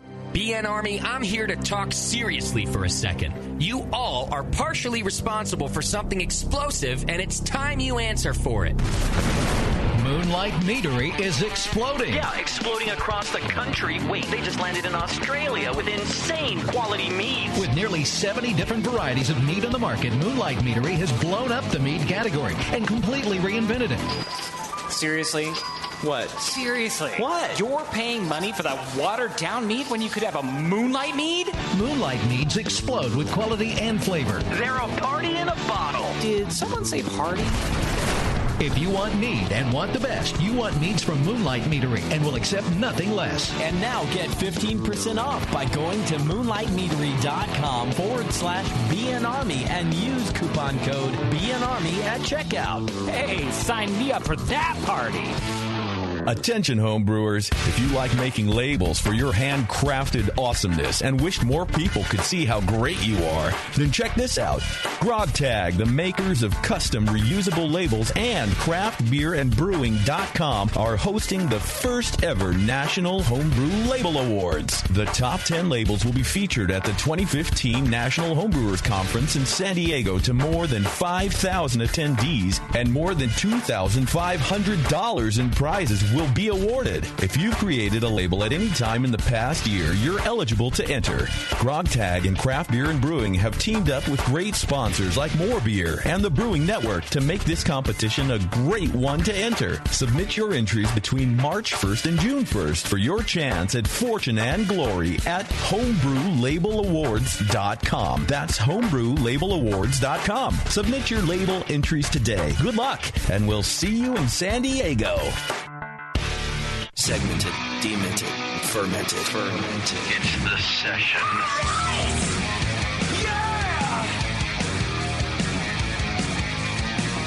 All right. Thanks for hanging out with us. Thanks to Fourpure Brewing for being on the show today. They're still hanging out. If you haven't been to craftbeer.com lately, go check it out. Craftbeer.com, a great website to learn about everything craft beer. And they actually just recently put out an awesome beer styles guide. It's like an interactive beer styles guide. You can go there. You start with a kind of a simple process of looking at color, but then you can click on things and just get in-depth as you want.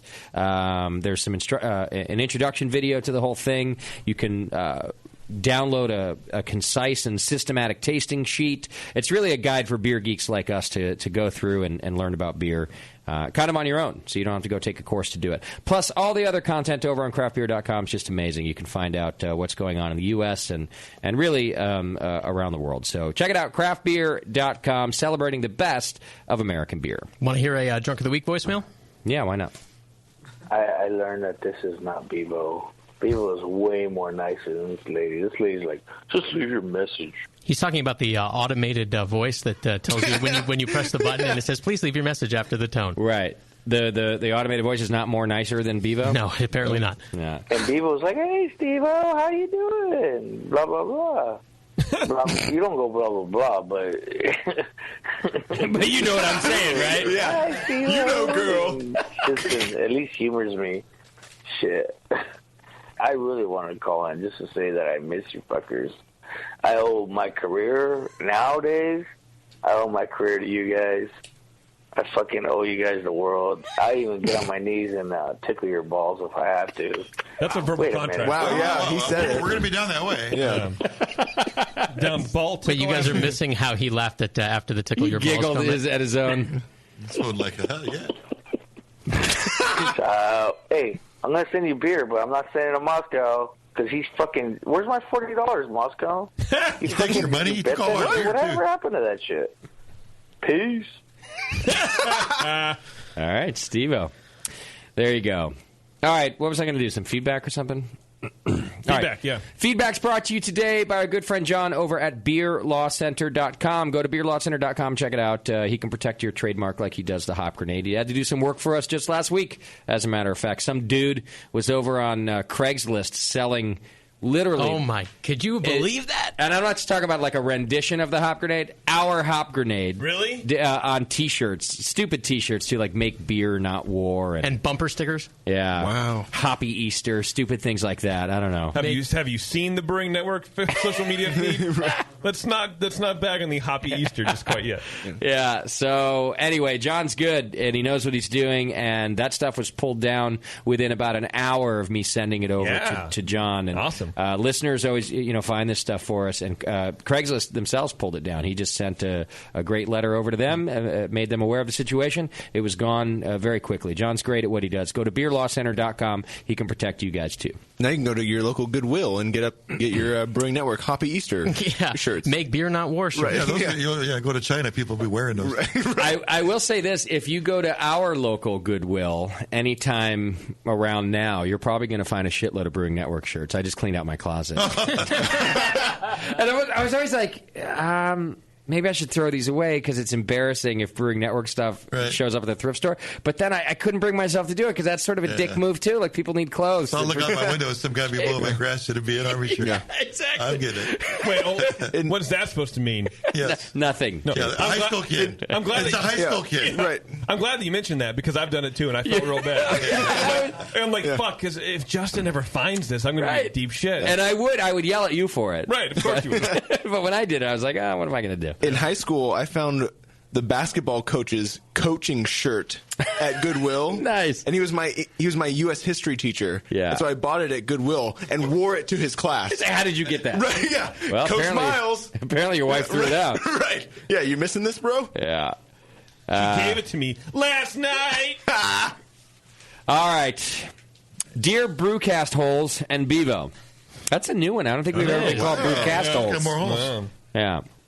Hi, guys. My name is Mike, and I've been a home brewer for about a year now. Hi, Mike. I've been listening to your...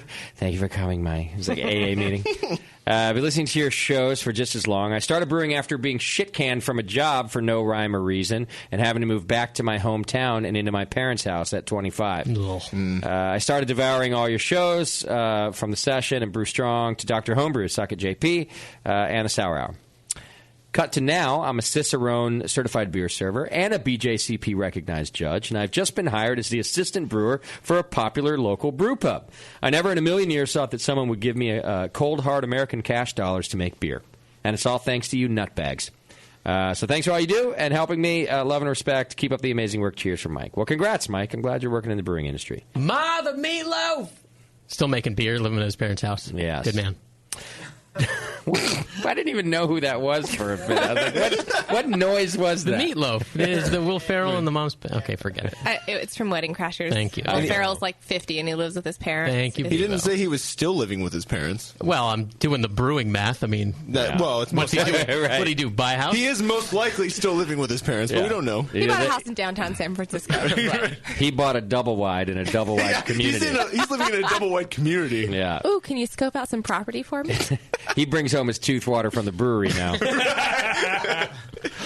So what are brewer wages like in London? I mean, John's not on the air anymore, so we can talk about it. Talk pretty sound asleep. He's just got a pay rise, so. Oh, there we go. So he's doing fine. He didn't notice he didn't say from what to what. That's a good question, though. Here it's pretty low. I mean, a brewer here makes barely like fast food wages. What, like if it maybe 35? 35 to 40, it'd be like a beginning brewer, maybe. An hour? 45. A year. Oh, okay. A year, 35 yeah. to 40,000. A year, yeah. Yeah. For a brewer. Yeah, I mean, in terms of like a regular shift brewer, I think that's probably pretty equivalent. But similar. And then in terms of a head brewer, I mean, you sort of double. Twice that really. sometimes? Yeah, I think so. In pounds, though. Just converting for us. I'm You're converting. Converting the numbers, yeah. So an assistant brewer might make like 15 to 20,000 pounds. You're saying? Yeah, maybe like like £18,000, something like that for someone sort of starting out who can brew £20,000, whatever, if they can sort of knock a brew out. Sort of going up from there, depending on responsibility. So, but that person is still living with their mother in London, right? I mean, London's expensive. Yeah, I mean, incredibly expensive to live in. So, I mean, one of the things so we've got 6 different nationalities of brewers who work at Fourpure. So, London's rich in sort of people who are from all around the world getting experience, and we try and sort of. I mean, one of the things we tried to do was to pay what we thought was a really reasonable, good sort of end of the pay scale for people. But it is a difficult place. A lot of breweries will rely on volunteer work and not paying people anything at all. So, are you saying that you pay by nationality? Right. Where did you come from? We've actually to avoid anything like that. We've got a really, really simple pay scale. So depending on what your job title is, depends just what you get. What you get paid. Just based on the SRM of your skin. It's a very simple equation. EBC, yeah. EBC, right? It's very simple. You just double it, yeah. You double it. Yeah. Before you read the next letter, you want to hear one more voicemail? Yeah, sure. Hey guys, Scotty B Brewing. That's my name on the forum. You can call me Scotty. So, hey, I was just brewing an IPA, and I was drinking, and I figured, hey, I'm kind of drunk. I sure the hell wouldn't drive right now. So I thought I'd call you and serenade you the way lovers have done through the centuries while they were drunk. Oh, Lord. Are you ready? No. Yes. No. I'm kind of winded. I get winded really easily. I'm like, so you're fat. Winded from talking? Here we go. I'm going to do my best. Singing's real hard. Did I ever tell you you're my heroes? The kind of brewers I would like to be. Oh, it's an adaptation. Yeah. With you on my brews will come out regal. I'm going to throw up. If you are the word for my yeast. Oh, my God. He's no poet laureate, that's for sure. Damn, I've been wanting to do that for a long time. Have you? I hope you feel That felt good. That's great. There you go. If you were the word for my yeast, oh, shoot my face off. I have to call in sick tomorrow. All right, Troy writes in. I have to call in sick for the next 2 minutes. Dear BN shitlords and Bevo. I just want to say an a lot of nice open greetings. thank you to everybody who doesn't include me in these greetings. I really appreciate it. A lot of nice greetings today. I wanted to announce that I enjoyed my first and second and third and soon, I don't know what that means, legal homebrew this last weekend when I celebrated my 21st birthday. Well done. I've been listening to your shows for almost a year now, and I want to thank you guys for igniting my passion for craft beer. No homo. I've even begun dreaming about one day opening my own brewery like any good home brewer. Hopefully you assholes won't be dead in 10 years. Well, I would say that most of us probably won't be. So maybe I will one day be guest on the session. Thanks again. You guys rock, from Troy. All right. Thanks, buddy. Tim writes in, hey, JP talks a lot about the Pico Brew system. Could he, or any of you, this is a good question, comment on how you don't get DMS bombs with this system? Since it's a closed system, near boil, I would imagine DMS is a big issue. So has JP done a clean Pilsner-style lager with the system? Thanks for years of good info and entertainment. Think about that. What's the principle, basically, that a nice, vigorous boil and no lid on it drives off DMS, right? Yeah. Okay. Yeah. So, question being, in a closed system like the Pico Brew, is that if that's not happening, do we end up with DMS in the beer? Well, it's not really closed. I mean, it vents off. Okay. You know, all that stuff doesn't just get absorbed in the thing. And I don't know the science behind it. I know the Pico Brew boil is 207, so it's not that far off of our boil scale. And it still drives off all that kind of nonsense. I think maybe Warren can, I'm sure, interrupt me and correct me. Don't you drive? Thanks, JP. Don't you drive that stuff off like 190 or something like that? Isn't that kind of like the threshold for that? DMS has a lower boiling point, and so that will be gassing off. And the Pico Brew comes with kind of a check valve type lid that you set on the keg. It's not just a corny keg with the lid engaged, and so it's a sealed container. And so there are gases that are allowed to escape. And so the DMS will volatilize and be driven off even at 207. Yeah, but it's like 190 or something, isn't it? Which was my question to you. Yeah, there's nothing magic about 212. It's just the number that water boils at. Yeah.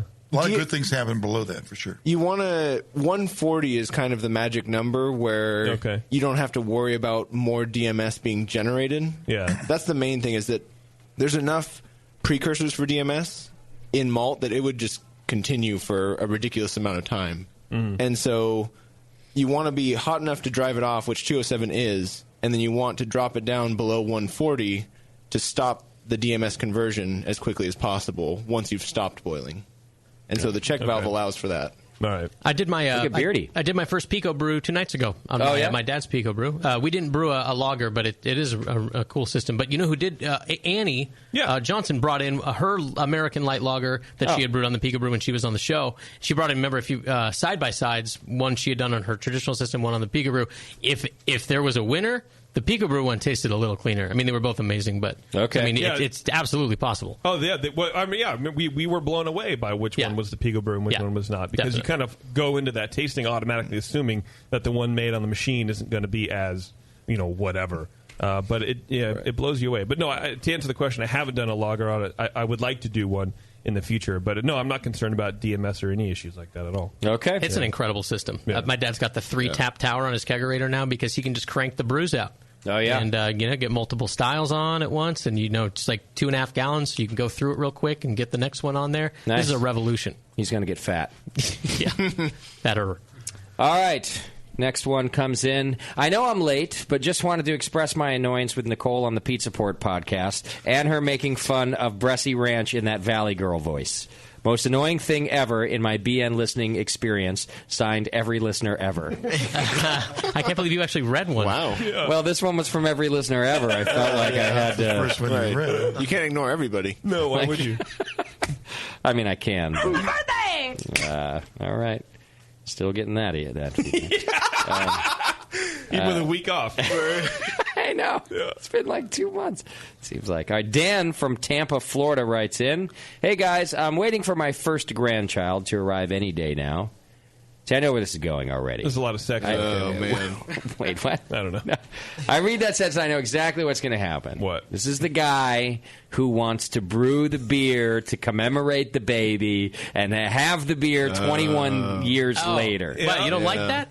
I don't. Why? No. I know I'm supposed to, and it's a cool thing that homebrewers do. Like, I'm not trying to shit on what homebrewers do, but I just think, we don't have to commemorate everything with a beer, especially everything that's going to be 21 years from now. It's only cool if you allegedly, if you allegedly home distill a beer that's for your 21-year-old, maybe.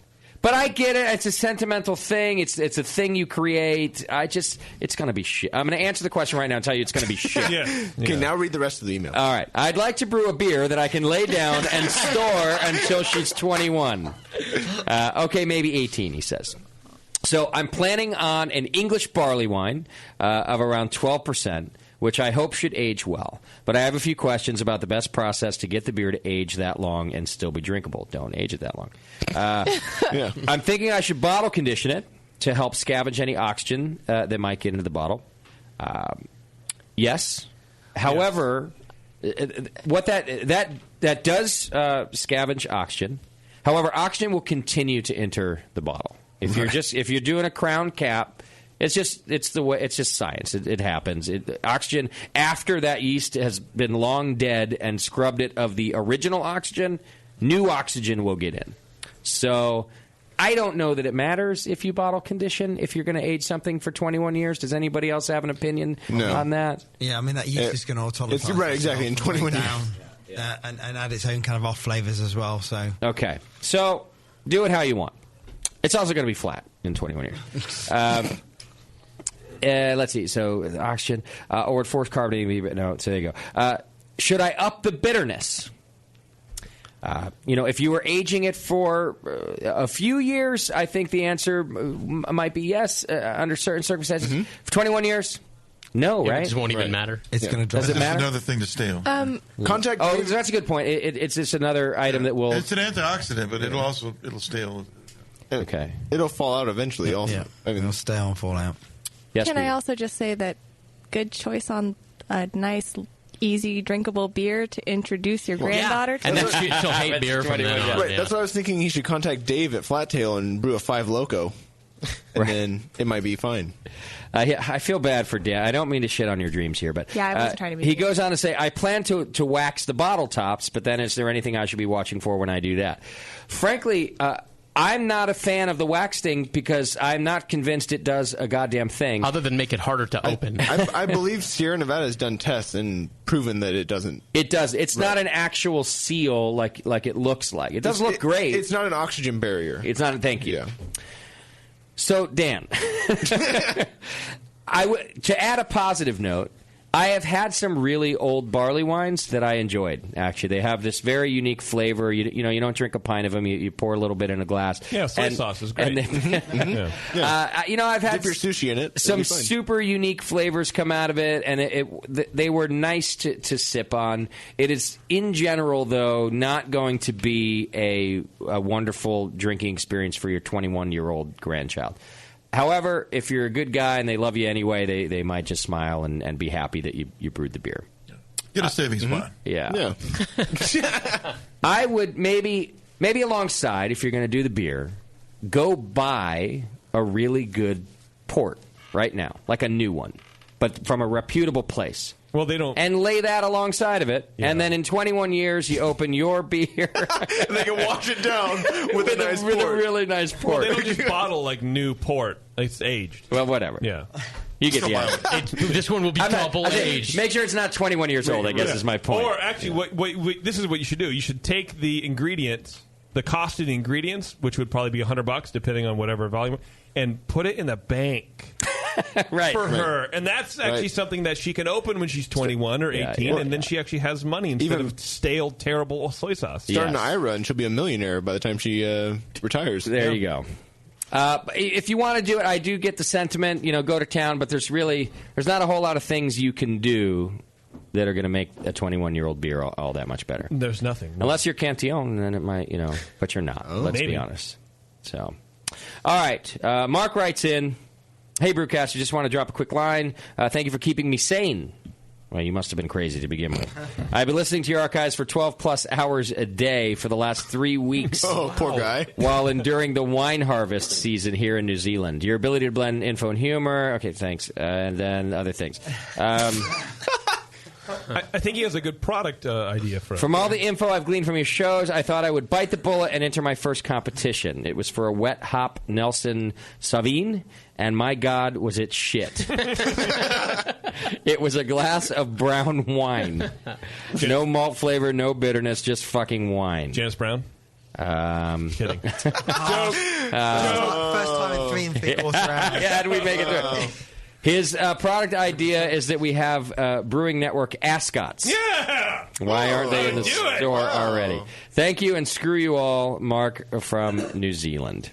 All right, BN ascots. JP's on board. Yeah. That would be a good NHC Awards dinner attire for everybody. Yeah. Well, you're right. We'd sell 4 of them. Putting my ass in a cot? I love it. Yes.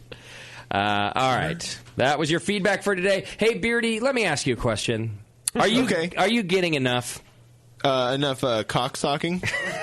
Yeah. No, I never can get enough cock socking. I bet you'd like more. Yeah, please. Well, AdamandEve.com wants to give you more. Awesome. 10 free gifts, as a matter of fact. First, you're going to get a sexy surprise for her. Candy, what about me? I think. Oh, well, second, a specially selected toy for him. Oh. Yeah. For me, I guess. For JP. For me. Oh, wait. Well, what do I get? A little something you'll both enjoy. Oh, all right. Or all 3 of you. Me, okay. Okay. Plus, you'll get 6 full-length adult movies on DVD. Full length, huh? I think we use that joke every single time. I just love the Beardy interview. Oh, uh-huh. And then number 10, free shipping on your entire order. So, Beardy, what do you think you have to do to get the 10 free gifts? Cocksock somebody. All you got to do is go to AdamandEve.com and select any one item. It could be an adventurous new toy, a sexy piece of lingerie, or anything you desire. And then use coupon code BNARMY, BNARMY. Check out. You get 10 free gifts. Go to AdamandEve.com today and use coupon code BNARMY. Help us help you, really. That's what we're trying to do here. Thank you. That felt good. All right, what's our Twitter game today, Jip? The Twitter game was to name Beverly's double-wide community that she will start in 30 years or so. Oh, man. Right. Yeah. Double-wide. Sunnyvale. In 30 years. How old am I going to be in 30? Oh, shit. Dead. You better work on your retirement long before that. Yeah. 59. How come you never ask me if I'm getting enough? Because I think the answer is you don't want enough. Right. Yeah. I'm pretty sure that you're on the baby sex schedule now. You only have sex when it's ready for another baby. Definitely not. Not even then. Yeah, not even. I'm like, wait, what day is it? No. Baby stuff. No. On average, how often do you and Sam have sex? Not enough. In a month, how many times in a month are we talking here? Or should I broaden the... A month is fine. Years, decades. Not very much. Like 5? Wow, seriously? That means 2. 5 times in a month? Yeah. How like often? Once a week. Once a week. And how often are you sober? Always. I don't drink that much. But how often is Sam? Well, that's a completely different story. Okay. He drinks a lot. But, I will say, even though we don't do other things all the time, I'm a good wife. Wait, So what does he's this well mean? taken care of. What does that mean? None of your business. Are we talking You like know what I'm talking Three about. guesses. I don't need to say it. It's memorable. I'm a lady. So when Sam comes in and he's like, "I want a little action," you're like, "Not that, but I'll do this," is what you're saying. Yes. Wow, that is a good wife. I'm a good wife. Yeah, good on you. Are we talking about butt stuff? No. Yes. Little butt. Yeah, that's what we're No. talking about. Right. No, all right. I don't know. I'm just checking. Yeah. What do you? I do? was talking about Sam's butt, by Yeah. the way. Right. Make him a sandwich Then and leave him actually, alone. yes. Yeah. Well, honestly, that's what I thought you meant. I thought you meant like I vacuum. You know. Yeah. This No, place have was you been to filthy. my house? You want to play that crap. Nintendo? Okay, Right, yeah. Let him watch his favorite TV show for half an hour. Sure. All right. Great. That's good. So Yeah, what I'm really were glad I brought that up. Good job, people. 10 years you haven't learned. What were our submissions?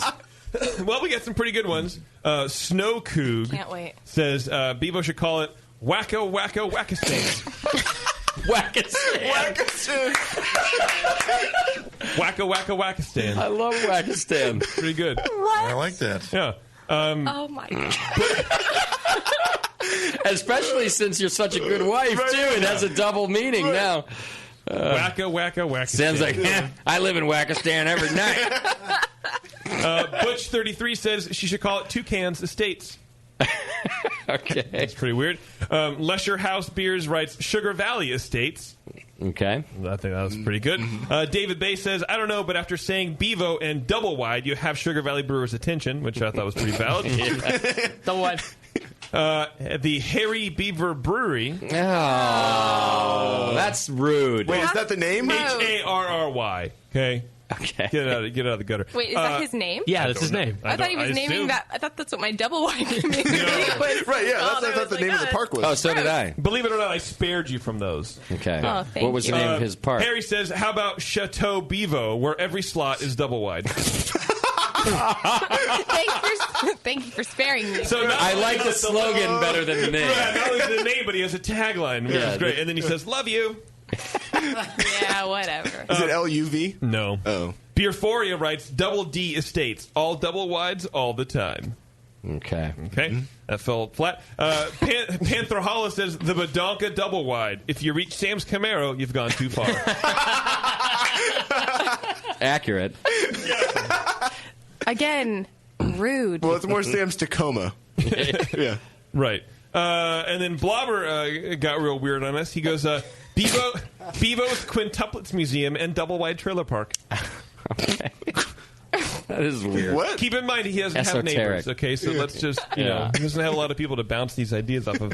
Our friend Marley says, hella awesome acres. Be good or we'll cut you. All right. That was pretty funny. Yeah. Jade at Hop Tech says, Wacka Wacka Acres. Yeah, okay. That was good as well. This is Arabian Goggles. That's Remember that the from listener? Lunch Meat from years and years I don't know what that I don't means. even remember. What Where are you take Arabian your goggles? balls and you put them over the face, and the Arabian. Okay. All right. Oh my god! What? Yeah. Don't worry. Well, I'll show you later. Bevo was like, "That's Thursdays." She's a good wife. She's like, how did you know? You can't have sex, but I let you give me Arabian goggles. Right. Sam comes in. It's Arabian goggles night. It's a sandstorm. Arabian Nights. He says Bevo should call it Apple Bottom Acres, where teeth are optional and Viagra is not. Oh, all right. And last but not least, Ben Wolkwe says Gryffindor Estates. Okay. Wacko Wacko Wackistan is our winner, ladies and gentlemen. There you go. Yeah, that is seriously. That should be the name of your community, your double wide community, Bevo. It's a good name. Double wide. All right. Are we good? Are we done? We're good. Did I finish? Does Scotty B. Brewing or Steve-O deserve Drunk of the Week?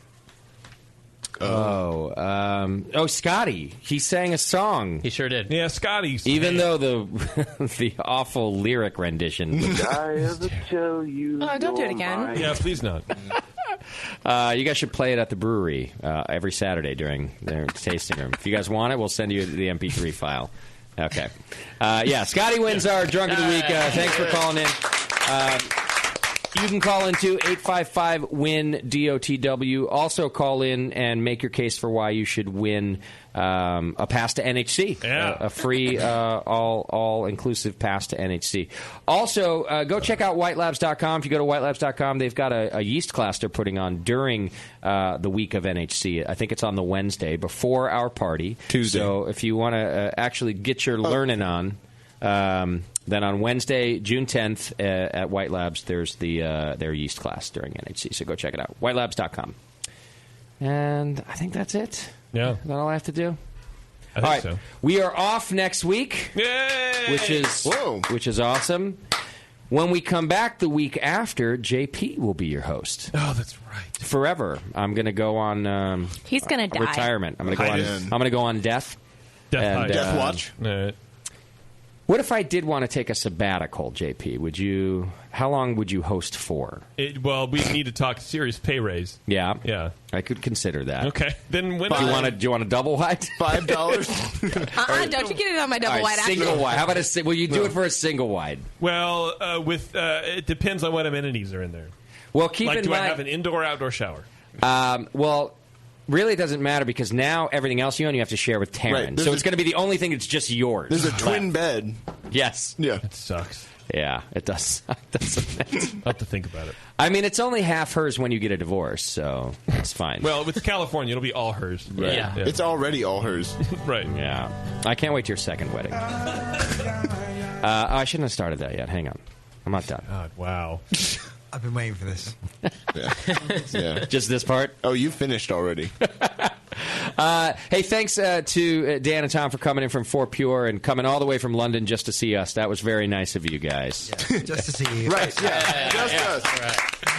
All right, Dan and Tom will be on the road on their way to the Craft Brewers Conference. I know that Dan's doing a little bit of road trip. So any of our brewers friends, if you see them, they're nice gentlemen. Invite them in the brewery. Don't let them touch anything. But invite them into the brewery and treat them well. They're good guys. And seriously, you guys are brewing some fantastic beer. Please keep that up because I want to go to London and drink fantastic beer. And you guys are doing that. So go to fourpure.com and check it out, and you can find out where to get the beer. And then we've got some on tap right now. We got the collaboration beer, and hopefully one day soon we'll have 2 more beers on tap. We'll let you know. Sign up at our Hop Grenade Facebook page because that's where we post that stuff. Also for our the Hop Grenade Twitter account, every time we put something on tap, it automatically lets you know. So when we do that, your beers, it'll show up there too. So I'm excited to pour more of your beer. I'm just going to throw my own party down here since you guys won't be here. You know, we'll FaceTime you when we tap the cake. Yeah. There you go. Thanks, guys. Thanks for being here. All right, JP. Now, are you ready? God, I'm sorry. I'm kind of a diva today. I'm tired of it. Tired of it all. You look tired of it all. All right, get us out of here. Maybe you should just read your poetry over this. You're better at it than I am. I don't even know. Thank you to our show sponsor, More Beer. You can get absolutely everything you need to make great beer at home by going to morebeer.com. The lads from Fourpure came all the way from London to attend the CBC and were kind enough to come on the show. Thanks a lot, guys. Got a homebrew label that you want everyone to know about? Enter it into the National Homebrew Label Awards at homebrewlabelawards.com and win some cool things, maybe some stuff. I don't know. Follow JP on Twitter at Major Jip, and if you're any kind of Disneyland or Disney World fan, which everybody is, let's be honest, support his new endeavor, Cov Ears. Go to getcovears.com for the best way to find your Disney park style and customize that ratty-ass Mickey Mouse ear hat.